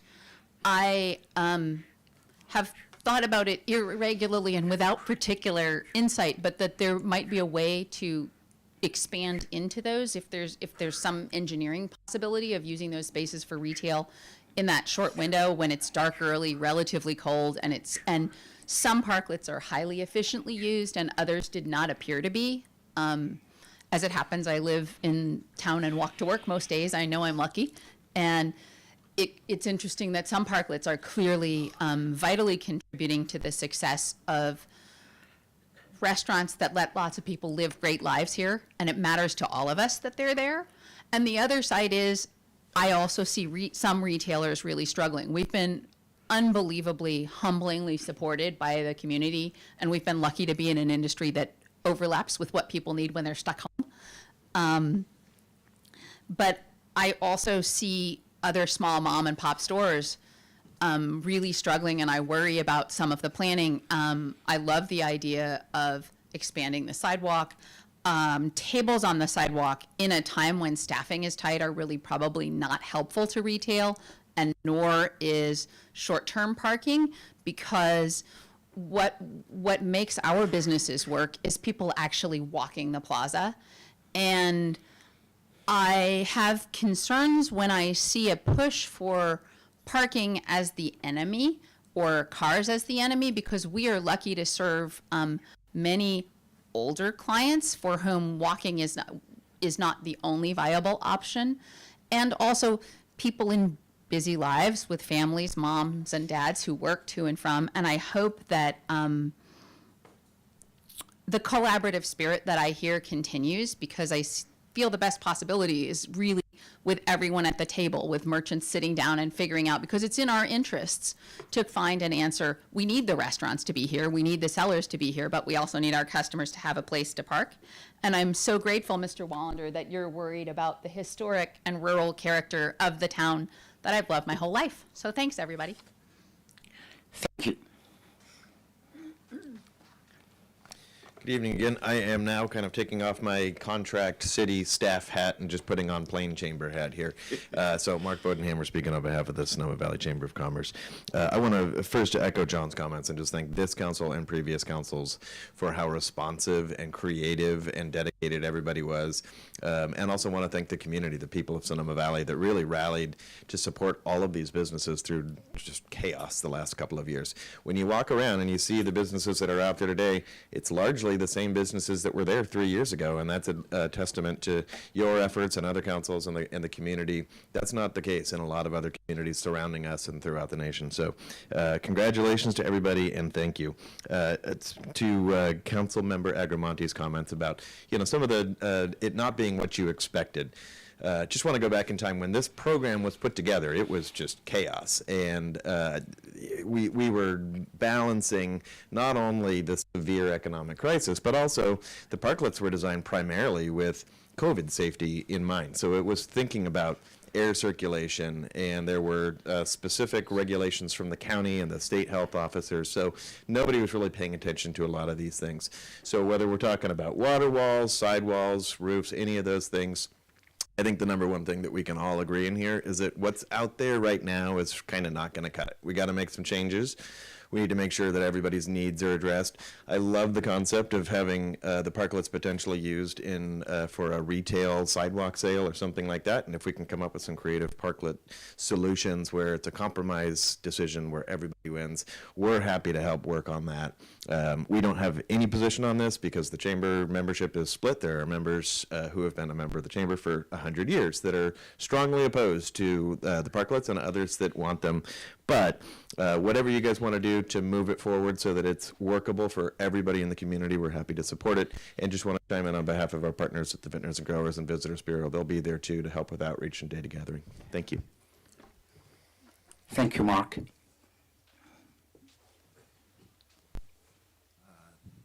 Thank you for having me, Mayor Ding, the council. My name's Cody Binkley, Binkley. Been here from the bottom. I mean, if you guys want to come and see my first K-Wells, they're still sitting there in my basement. Spent $5,700 to make sure that I was the first person to try to make sure that my business could survive this whole entire thing. So I wanted to say thank you to all of y'all. Lisa, Kristen, every single person that's physically been a part of this whole entire process. We've always worked so hard to make it a possibility. We've all been learning from day one. So it's kind of cool to let us process this whole entire thing. But there is a lot of things, like Mr. Felder. Yes, those canopies, we had to make sure we had to go through each fire department, as well as the city, as well as the water, to make sure that those were a possibility, to make sure even our insurance, I'm talking 5 different times just to make sure that was a possibility. So we've been consistently trying as businesses to make sure this is real together. And it's really cool to see our community come together and try to work really hard to try to learn this process. And I just hope you guys can help us. Thank you. Thank you again. Any more comments? Looks like none. Let me now close the public comments. I want to bring back to our council. Mayor Dean? Yes. First, I want to thank everybody who came tonight. It was inspiring to hear all the stories. I like the parklets. I've said that before. This is not new, but I've also said, and I asked earlier, if there's something that we could do for the merchants. My mother had a retail store growing up, so I have great sympathy for the difficulty of the parking situation. But we started today just talking about parking. I mean, parking is a problem, right? Parking's a problem at Traintown. Parking's a problem at the plaza. Parking's a problem. I have a side bet with my friend Ariel Kelly, who's on the city council in Healdsburg, as to which one of us can get all the cars off our plazas first. And I hope you'll all join me in that at some point. Because, you know, I really, I think the plaza is for everyone, and, you know, the businesses that are doing so well are bringing people into the retail. I still would like to see some compromise happen, because I love Sign of the Bear, and I can't imagine walking home with my 10-pound Le Creuset cast iron pot. It's pretty heavy. So I do want to see something for the retail. I really want to thank the subcommittee for their suggestions. But I think a lot of things happen with COVID, and some of the things we just absolutely hate, and some of the things people are like, they're never going to drive to a meeting again in their life because they're going to tell everyone to get that Zoom on the screen. And then on the other hand, there's been bad things. So when something happens and it causes us to change, the end result is that we're going to create things that we don't like, and we can't wait to go back to how it was, and we're going to create things that we absolutely fall in love with, and we're never going to give up. And I think the parklets we fell in love with, and we're never going to give them up. We just have to now find a way to make it fair for all the businesses, and to have design standards that are appropriate, especially for our very special place. And I know we can do that because we have the goodwill to do that.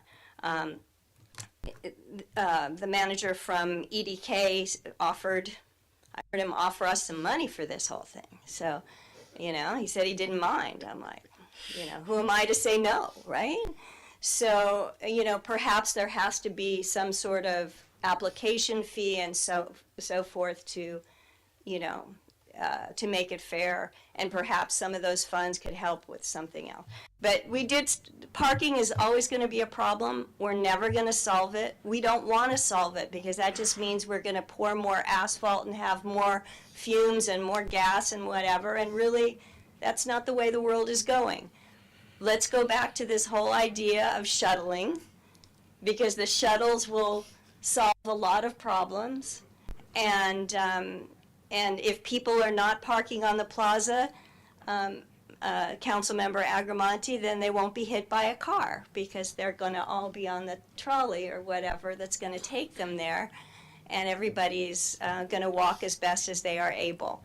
If for people who need accommodations, we will certainly, you have to make accommodations for people for whom it's necessary for them, to not, they can't walk and they need help, then we're going to make accommodations.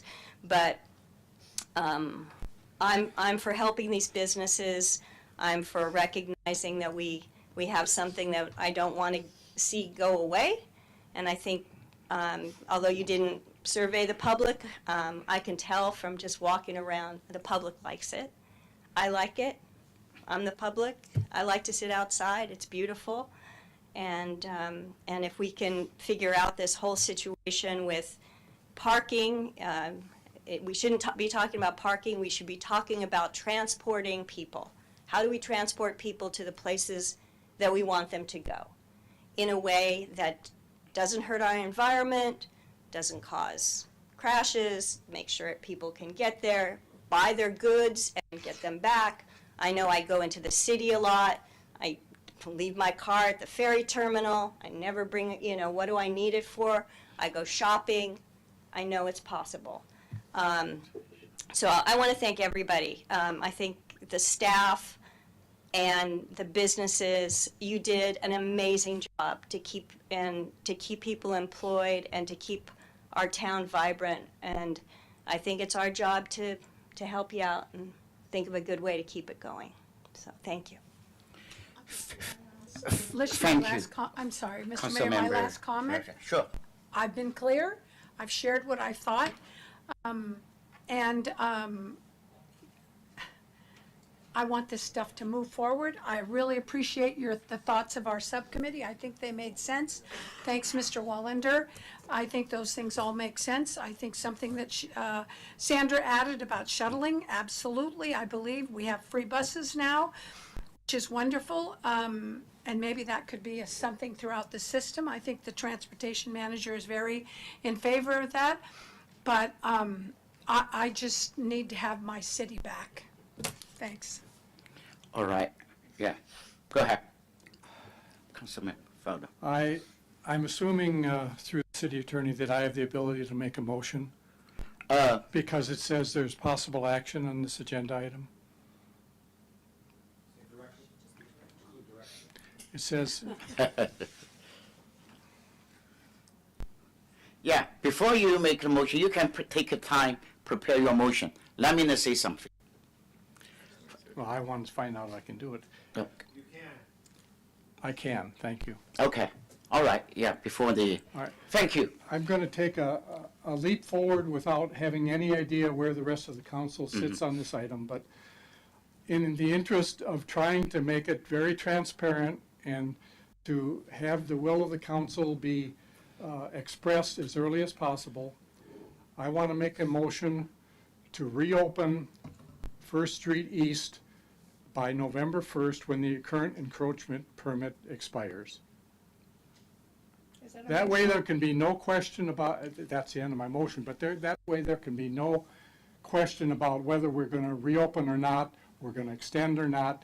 I don't know if the rest of the council goes along with me, but I feel very strongly that First Street East should be open, and I want to make it clear at this point in time that it's going to be open on November 1st.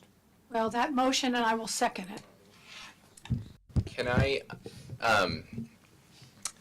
so would you be okay with allowing Pangloss to use the parklet through November 1st? Yes. But then it will take time to deconstruct. I'll give them a week. Well, what if it took, okay, well, what if, I mean, let's say 2 weeks? or they're saying if they got the direction not that they couldn't stay open, they'll take it down in August. I understand, That's but that- obviously, I know. September, October, But busy there's an for- encroachment permit, it expires, the police and fire want the street open, and I want to take a position on this council to see if everybody would, or a majority of you will support me to reopen that street.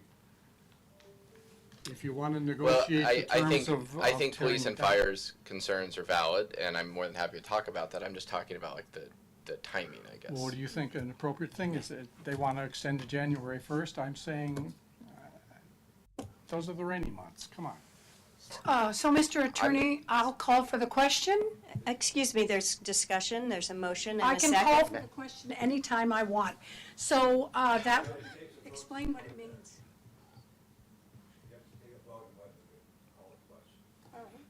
Actually, today I haven't expressed myself. Wait, we can't, I Yeah. called for the Okay. question. So that means we need to take a vote to say You that need a we'll second, stop. you need a second on your motion. I need a second on my motion. I'll second it.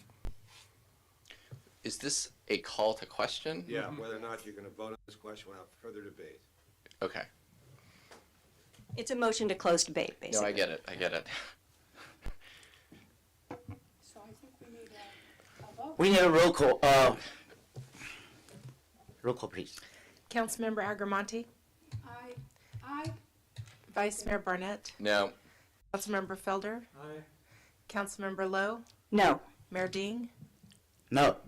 Thank you. The motion fails 2-3.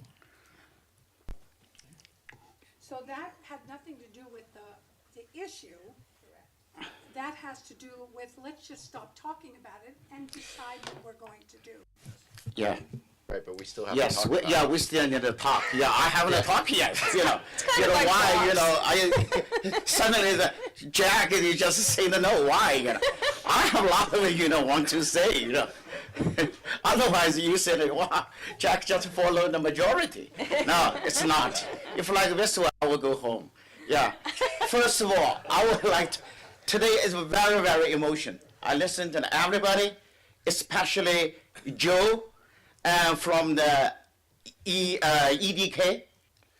Yeah, every time when I went there, he treated us, he treated me, mine, the guests, just like the king. You know, I got the royal treatment. I really got moved. I'm thinking they are really, really heroes. You know, we got the pandemic, everybody, sitting home, unemployment, benefits, but they keep working. They trying something different. They trying something new. And they are innovative. They have the entrepreneurship, which is our town's spirit. At the beginning of our town, a lot of the business people took a lot of risks. For example, the first mayor, that is Jacob Lees. He found all the business opportunities. Even that time, he did some illegal business, trading, opium to the east, to the China, to earn the money, bring the money back to here, support the brother-in-law, General Vallejo. Not easy to build up this town. So today I'm so, got moved. I already saw that. This is our spirit come back. As to the local government, we need support. This is a positive. And then as to the issues, safety issues, it's a fairness for another and the parties, retail stores. We can discuss. We can find a way. Local government to just work together, find a way, get everybody got a benefit for the position. That is why we sitting here spend the time. Otherwise, we are going home. We join the NBA, basketball, right? And then everybody will complain. Even when we build up Broadway, local people complain. Why our small town needed so wide the road? That doesn't look good. Anyway, 200 years later, we got the benefits.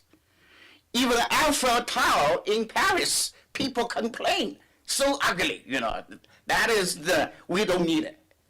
That is the reason. So right now, it's a good chance for us to find a good way, because challenging, difficulties for us, yes. But we want to take this good opportunity thinking, if any way we can work better, we can work together. Collaboration, everybody mentioned. That is the key. Maybe we were failed, but we will never regret because we tried it already. So now I think right now it's the better for us to try all the kind of possibilities, good things. We have did a lot of scientific way. Subcommittee, Vice Mayor Barnett, Bob Felder, they are the quality people. I'm not, and also Commissioner and Ron Weldon. Yeah, so thank you so much. So that is I want to say. So we try. We have a lot of the difficulties. We believe we can come over this kind of things. Yeah. So that is I want to share with everyone. So that's the reason tell you why I say no. I want to gather more flexibility, more opportunities for our local business. They are our heroes. They deserve some awarding from this pandemic, and timing, and also for support from the community. Thank you. So any other that we already have the motion, we are already in the talk, anything else? There's a pending motion. Yeah, that point of The order. motion's about- Okay. There's a motion on the floor from Mr. Felder and was properly seconded to, Okay. Further discussion? Yeah. yeah, and the reason I voted no on your motion, it was because I had a couple questions regarding the closure. So it's been mentioned that police and fire want the street open. But is there anyone here to speak to that, to tell us what exactly the issue is and if it could be remediated in some way by either, I heard one way, I heard narrowing it and, or any other, is it just open or that's it? And what are the actual implications of not opening it? So I don't think we're prepared to talk on that this evening. Okay. Our goal for tonight was really to just start the conversation, bring the public in really early and get some general direction, and then go back and keep working with the ad hoc. But at a future meeting, we will definitely make sure to have those questions ready. So because of that, and thank you so much. Thank you through the mayor. Your answer. I'm going to respectfully vote no on your motion because I would like to wait till that information comes forward before we make a decision that would so irrevocably change the lives of these people here. Thanks. And I'm actually just curious, which direction did you want it to go? I'm guessing Like north. south or north? Yeah. We really didn't think about that. So I would imagine probably turning off the plaza going south, right? So Yeah. you could that would make the most sense considering Patton Street is relatively residential. There are a few businesses down there, but that would make the most sense with the flow around the plaza itself. Yes, sure. I would question whether it's necessary to make it one way because there is parking on both sides of First Street East, and other parklets have expanded into the parking spaces. So it is conceivable that you could have a two-way street and still have ability to have parklets along First Street East. And that's what I want to see, and that's why I'd like to see some options. Yes. Yeah. Yeah, and So- this highlights one of the difficulties with this program is in that location, the way that the road curves, it's very challenging, and we will need some experts to look at that. The way that it was designed, it kind of cantilevers over the sidewalk and out, and so the ADA access is actually routed through the parklet. So staff's preliminary determination with the building official is that parklets in that stretch would not work. You know what I would suggest at this point, because I think there are still a lot of unanswered questions. And we've sort of discussed this at the ad hoc, but I'm curious to see what the rest of the council would think, is if there is funding to allocate, I think a good idea might be to allocate some funding for some sort of professional consultant. Because I know staff, you're sort of at capacity, and you're doing this around what you typically do. I don't think any of us are parklet experts. I don't know if parklet experts exist, but the general concept of how can we create a European-style outdoor dining element while taking into account the fact that this is a national historic plaza or landmark that has significant aesthetic considerations, and also take into account our retailers and take into account parking and all of the different factors that we've been sort of running through the ad hoc committee. And obviously timing would be important, so I don't even know if that is possible to get, but I think it would be helpful for us to have some sort of outside the box, outside the city, sort of professional analysis of this situation. What are your thoughts about that? Are you talking about opening First Street East? That's the motion on the floor. No, that is my understanding, Council. That means in the long term, how we can design. Well, that's the Yeah, long that term. is the long term, yes. That's the long That's the term. long Long term. term. Mhm. And when I'm talking long term, I'm talking, in a few years. That, with that.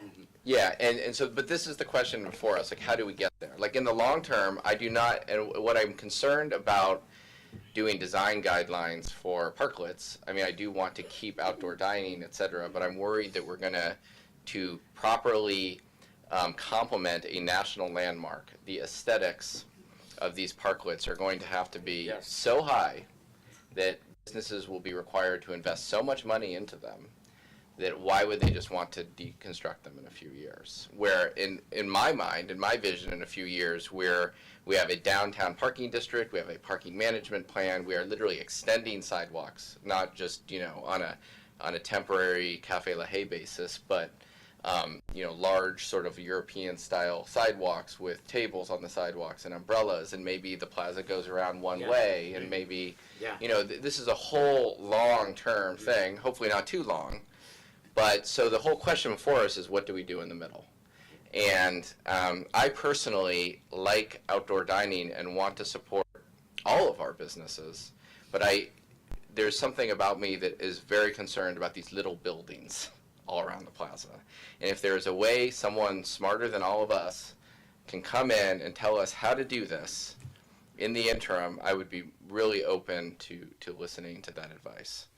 And so I'm just curious to see what the rest of the council thinks about that. In general, we still obviously have the First Street East. That motion's on the floor to be discussed. I second it.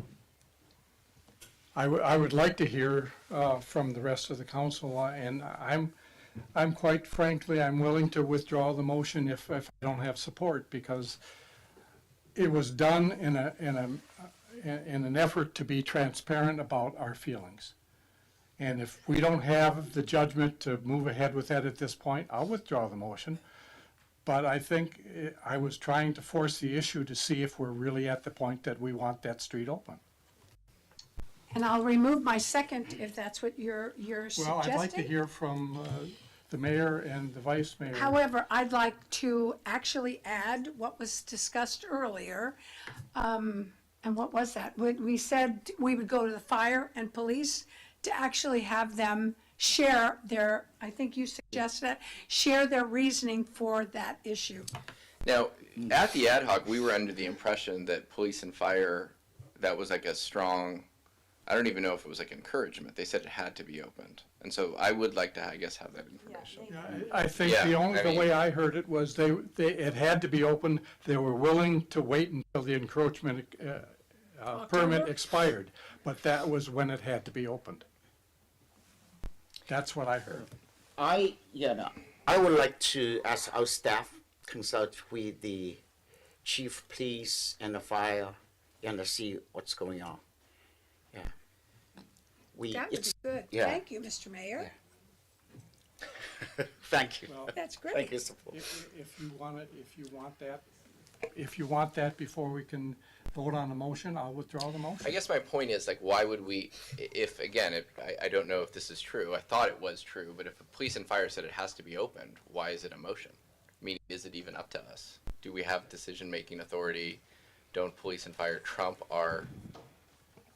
do we have discretion? Apparently we did. We had the discretion to close it. I think we have discretion if we find out what the issue is, if there are ways to modify. Yeah. And that's the piece I don't know. I mean, if it has to be open because we need access and egress, at that corner, okay, so we start from that. Does that mean necessarily that everything has to go away, or we need this much space, or, so I just want to ask them the questions about that.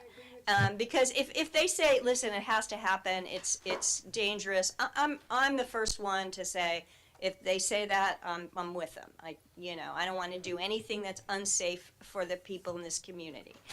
But if they're saying, no, we could work with a modified lane or something like that, I just want to know that, I will withdraw the motion. I will withdraw the motion if we can have this put on the agenda for next the next meeting to have the opinion from police and fire. And I, as well, will withdraw for the second time, the second. Second, I will do that. And maybe, you never know, maybe the President of the United States has to land there. I don't know. So we'll see what happens. Roll call, please. No. It's Yeah, roll withdrawn. call. Oh, draw, okay.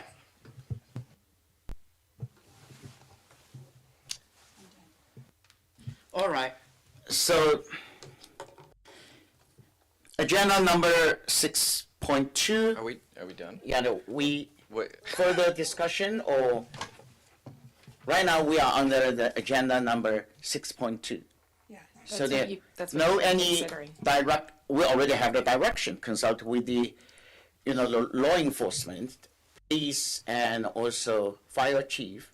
Well, that was just for First Street. First Street. Yeah, For First Street. we don't necessarily have the opinion of the rest of the council on whether the ad hoc is proceeding in the right direction. Okay. I think you guys are proceeding in the right direction, and I think getting some outside counsel on it, regarding parklets, I'm sure there's experts on just about everything. So, they regularly call me and tell me, I'm an expert on this, so I know they exist.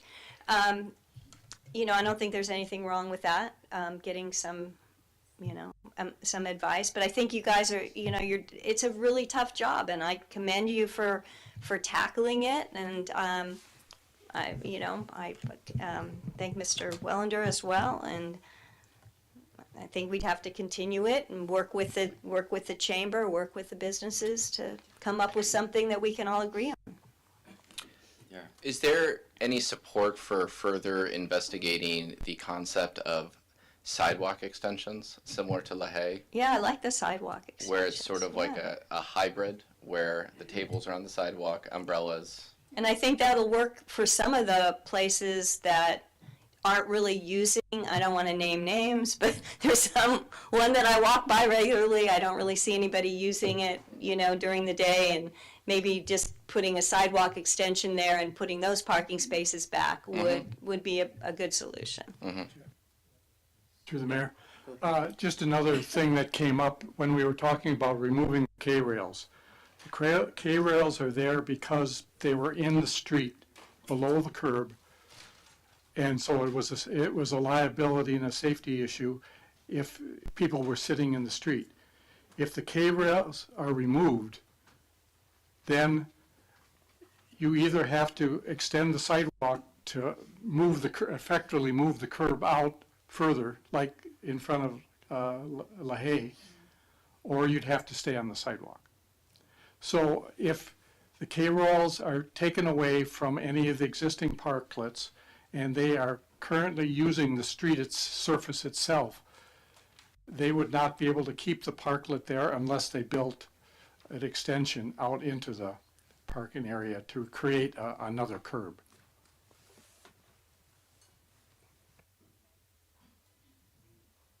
Yeah, and if I could- Staff, you understand? Oh. Yeah, and if I could just take a moment to give a little bit more direction. So as everybody has commented before, this has really been an evolving concept. And so in the beginning, it was the utmost concern for health and safety. And so it was the determination to go as conservative as possible. Over the past 2 years, lots of other jurisdictions have been looking at this and evolving. A number of them had K-rails in the beginning, and they have now taken them out. The intent of a K-rail is not to prevent a collision. It's basically like a little bumper to kind of help keep the car in the right place. So we're working with our Public Works Director and have a site visit this week to go around and look at potential options. The interim Public Works Director felt that bollards would be a much more safe and visually appealing approach. So there's a lot of different options. One of the issues with the K-rails is they're really wide. And so for example, across from Girl and the Fig, there's a red curb there. And so we've lost 4 parking spaces on that other side. So there's a total of 8 parking spaces that we've lost. And a good portion of that is because of that K-rail. So I think there's just lots of ways that we could tweak the program. And I think right now what really hoping to get is just direction as to whether the council wants staff to develop these guidelines or not. It's a large amount of work for us to go into that level of detail. I'm not an architect. We do have one on our planning commission, but it really is a very complicated issue. We had a site visit with PG&E. There are some issues with where the parklets are and where tie downs are for power pools and where the gas lines are. There's future capital improvement projects. And so where the sidewalk extension issue is, it's really outside of our area of expertise. So we would need a consultant to come in. We'd have to dedicate funding. It would be more of a capital improvement project. And so we wouldn't be able to implement that by October 31st. Yes, it's clear if any more direction. If not, I want to close this agenda 6.2. Go ahead. Do you have enough direction? Well, I think we're still waiting for that. Is there direction to staff to continue developing design guidelines, or is the consensus that we are moving one way or another in the with the program? If we want to do look for more capital improvements, then we would need budgeting and financing and things like that. If you want an answer, I'm interested in First Street East, and then whomever wants to speak up about the others. What are your thoughts about just parklets in general? Like I'm sort of feeling I'm that. not going to say the real word. I think other people have heard what I've said. I think the places that have back areas don't need a parklet. I believe that in my heart. I love your plan. I will be dead by the time it's done because I think it's a wonderful idea. Yeah. It really is, and it will add to the culture of the city of Sonoma. I agree with what you've said, Sandra, with respect to parking. Maybe we need to look at something else. Maybe we could have like little mouse rides or something like they do in Disneyland. I don't know what. But we need to correct whatever this is. I think it was an emergency measure. I think I personally, I think I was mayor, I don't remember, but we did this because we knew our businesses need help. Whether that's the same, no, if you have an outdoor space, I'm not interested in having a parklet. I forget. And I think it has to be safe. The bollards, the K-rails are ugly. But I don't even know about physics. We have an engineer here. If you hit one of those, it's not going to take all the barrels with them. It'll stop. If you hit one, it'll wipe somebody out. So that's the stuff I'm concerned about, is safety. So I guess First Street East is most important to me, and then we may not be able to, we'll be able to move in whatever direction we see fit. And, Safety always most important. Yeah, so that's the reason. Talk with the fire department and the police department. And possibly be here, come to speak And you want to keep the parklets? Oh yes, we try. We cannot stop right now. I said I was good until October. Well, no, After we're that- talking about after October. Yeah. So you're done I'm in done. October. You're sort of design guidelines, or We would need design direction, design standards to be consistent with a new parklet design, not just a window dressing on the existing stuff. so to the point where many of these parklets would basically have to start over. Yes. Many would have to start over, and maybe many of them would just need, a little bit of a fix, right? But, you heard what I said. I'm in favor of parklets. I am in favor of a design. I'm in favor of safety. I'm in favor of giving options for our businesses. And the big picture for me is figuring out how to transport people to the plaza and not worry about this parking situation, because it's, I think it's, we have other policies that are encouraging us to care about the environment and so forth. I think that's part of it, and once people get to the plaza and they walk around as best they can, they don't need it. Yes, yeah, overall, I understand, today we will not make any motion, directions, information input, and also because we don't have the motion, so if the mark or the wrong, if you have any more inputs, that is fine, because you are staff, you just like Christina. The only Yeah. thing I want to add You're real quick. just Yes, like Christina, just- Mark. Yeah.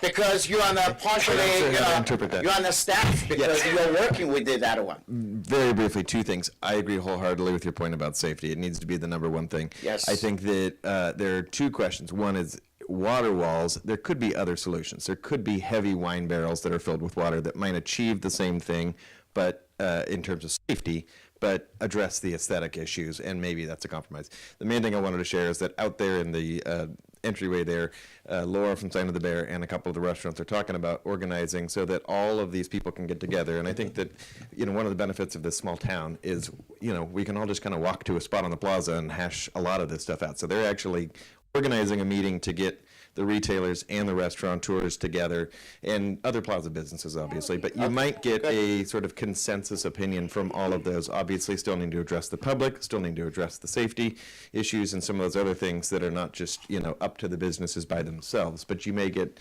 some input from them soon in terms of what everybody might be able to agree on. All right, time is over. Yeah, that's correct. That sounds Yes, good. yours. And Yeah, then, okay.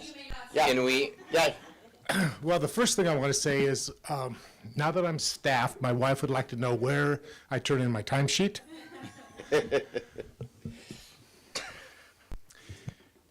I think this has been good, and even though I decided to come at the last minute, it's been helpful, at least as a invited member of the ad hoc, to really hear both more from the public as well as your individual concerns. And I recognize that time is of the essence, and I think it is also fair that we be as forthcoming and transparent and communicative with the businesses so they too can plan.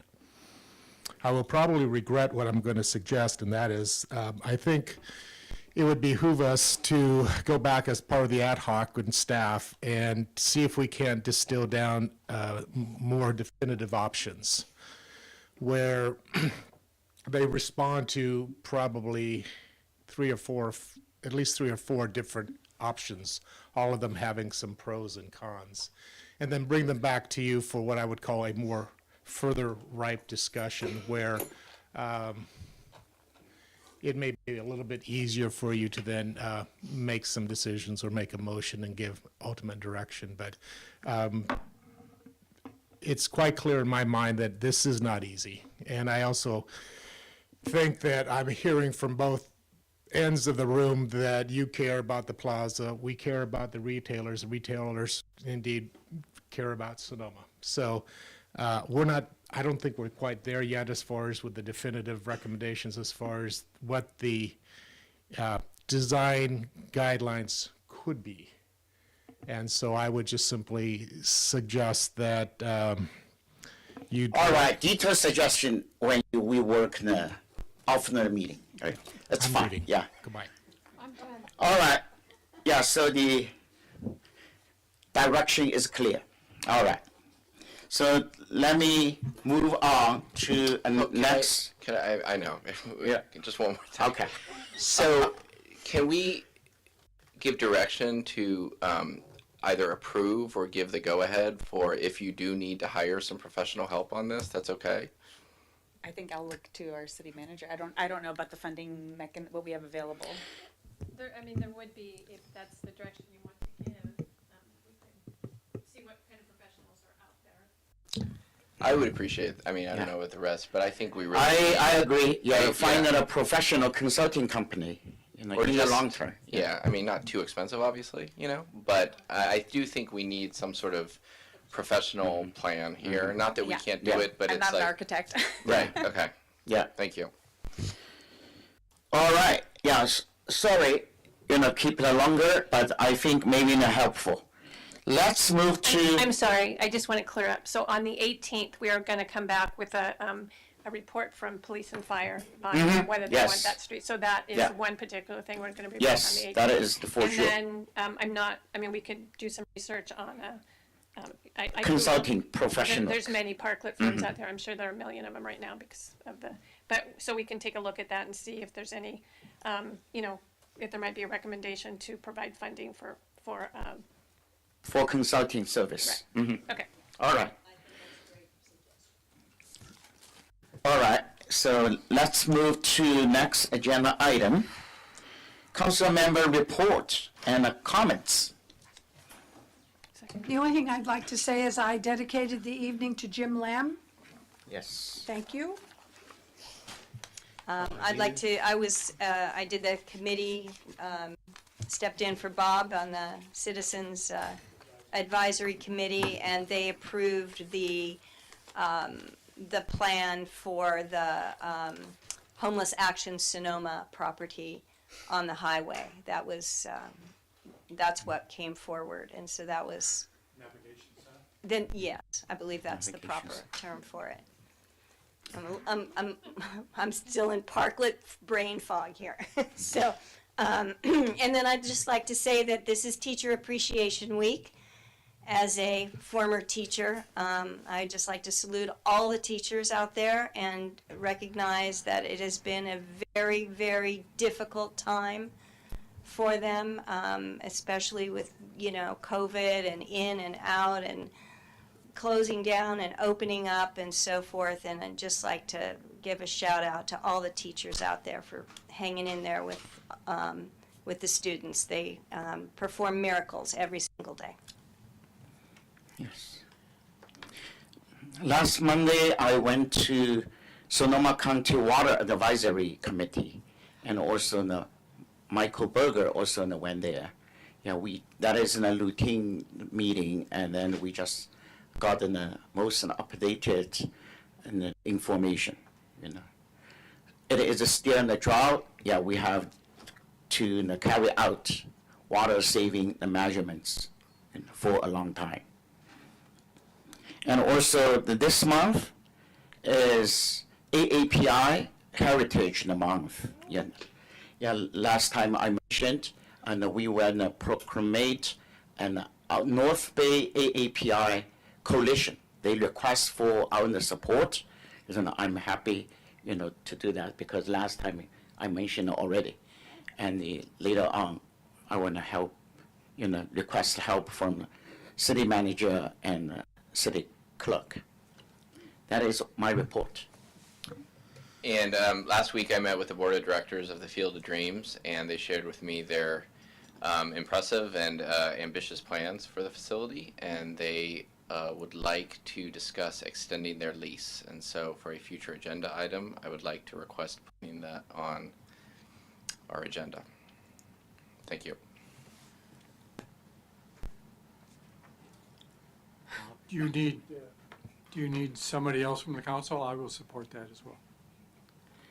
All right. Thank you. Let's move to agenda number 8, city manager comments and announcements. Okay, I have several announcements. The first one is this is Annual Professional Municipal Clerks Week, Oh, as well as Teachers Week. And I just wanted to recognize Rebecca for all the work she does. Oh gosh. I think Hawaii's in your future right now. Oh, he's growing Hawaii. That's beautiful. There you go. So just want to recognize all the work you do for the council and staff. So. And then I wanted to call to the attention of council, and we'd like to do a letter of support if you're in support of this. There's a new collective of Sonoma Valley nonprofits that banded together to fill a void in the local mental health services. The Sonoma Valley Mental Health Collective, it's an aggregate of 17 community-based agencies that all went together to apply for a grant from the county, from ARPA funds. And the people, all the organizations that signed on are the Boys and Girls Club, La Luz Center, Sonoma Valley Hospital, Sonoma Overnight Support, the Sonoma Community Health Center, Sonoma Valley Unified School District, Sonoma Community Center, and there was obviously more. So, and they applied for the grant. It's a $5.4 million grant. And if you want, we can just do a letter of support from the city council. Yes, yeah, wonderful. Okay. Yeah, we will support. And a copy to Susan Gorin, I Yes. think. All right, thank you. That's great. Okay. All right. And then one more thing, just wanted to let you know that, give you a little bit of information. On September 30th, 21, Governor Newsom signed into law Assembly Bill 481, and it was relating to the approval, funding, acquisition, and use of military equipment by law enforcement agencies. And so the Government Code Section 7071 requires the law enforcement agencies military equipment policy. So the County of Sonoma, so the City of Sonoma does not possess or use any equipment specifically designed for military use, nor has the city acquired any equipment through a military surplus program. And we don't have a jail, so we don't have any of that equipment.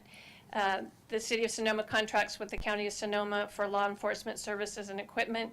They are going to the county on May 10th, and they're bringing a policy forward based on this. And if we want to, we can just sign on to their adopted policy, or we can create our own. But I just wanted to bring that forward to let you know on May 10th, there's going to be a city or a county board of supervisors meeting where they're going to discuss all of this. If anybody's interested, they can listen in.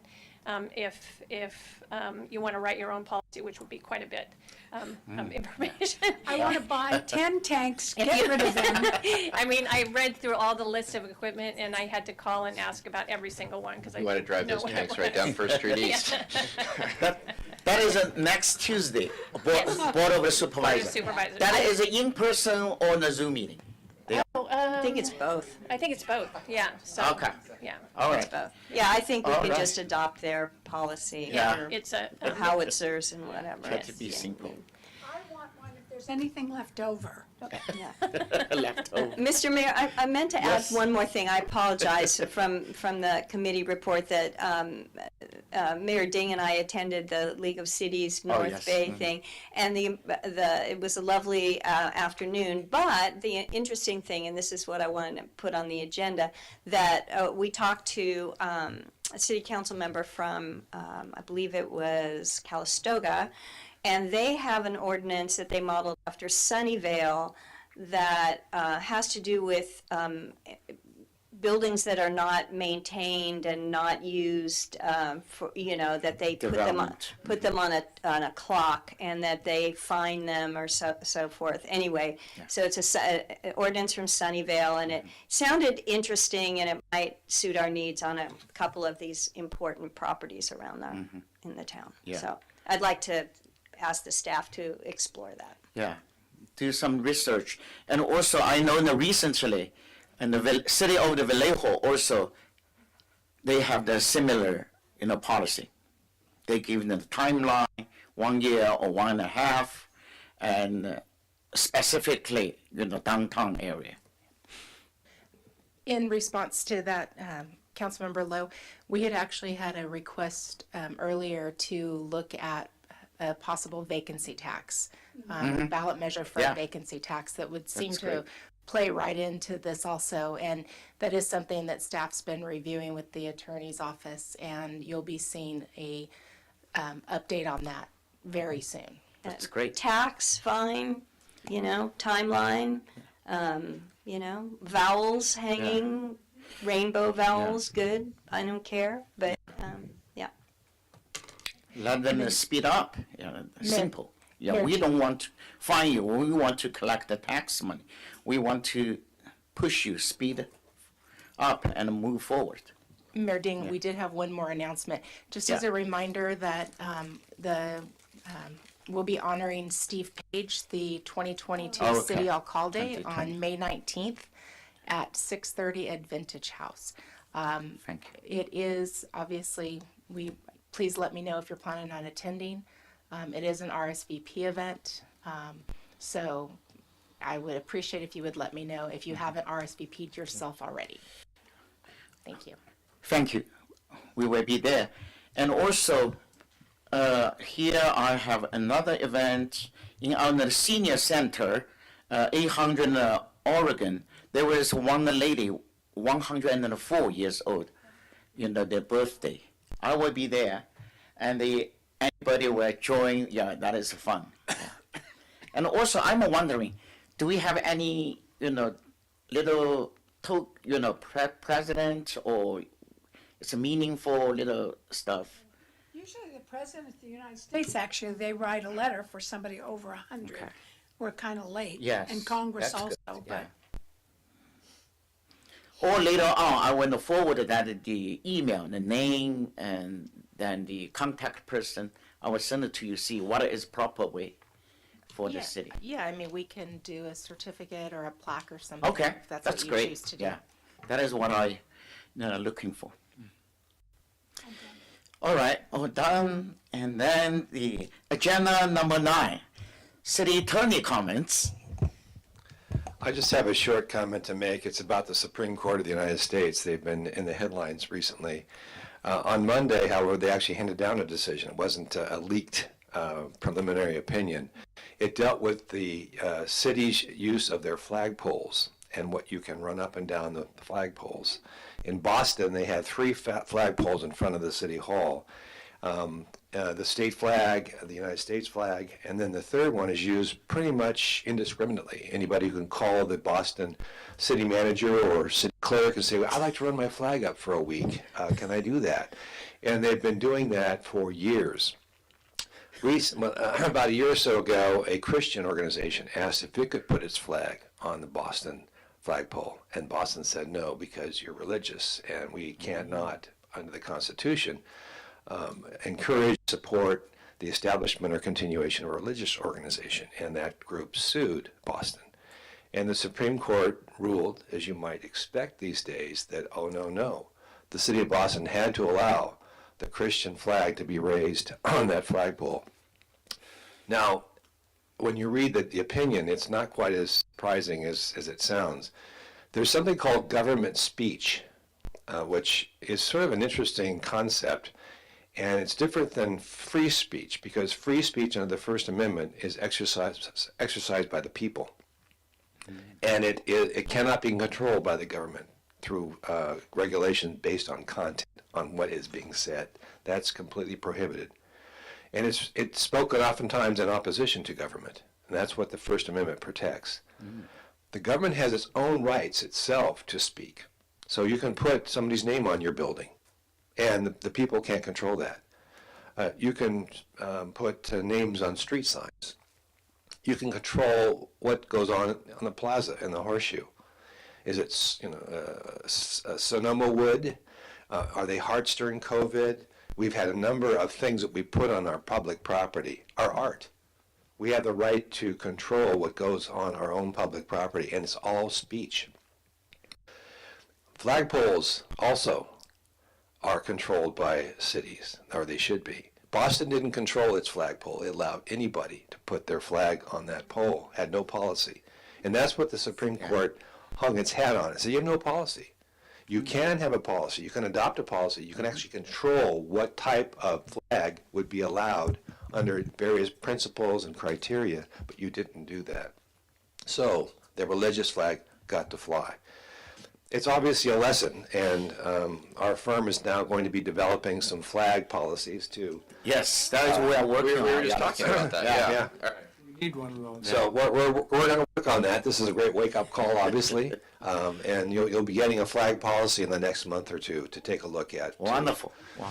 To control what goes up on the flagpoles. So if Boston already had a policy? It did not. But if not, it did, so that's and the they reason. said it Yeah. didn't allow religious Didn't allow flags, Christian. Had no that would've- policy. Yeah. Right. But it had But the court is basically encouraging flag policies. Yeah. Yeah. That's great. Yeah. All right. Sounds like the wonderful, encouraging. That's beautiful. And then, any comments? Jack, that is all? Yes, that's my comment. All right. Let's move to agenda number 10. Adjournment. Oh, that's great.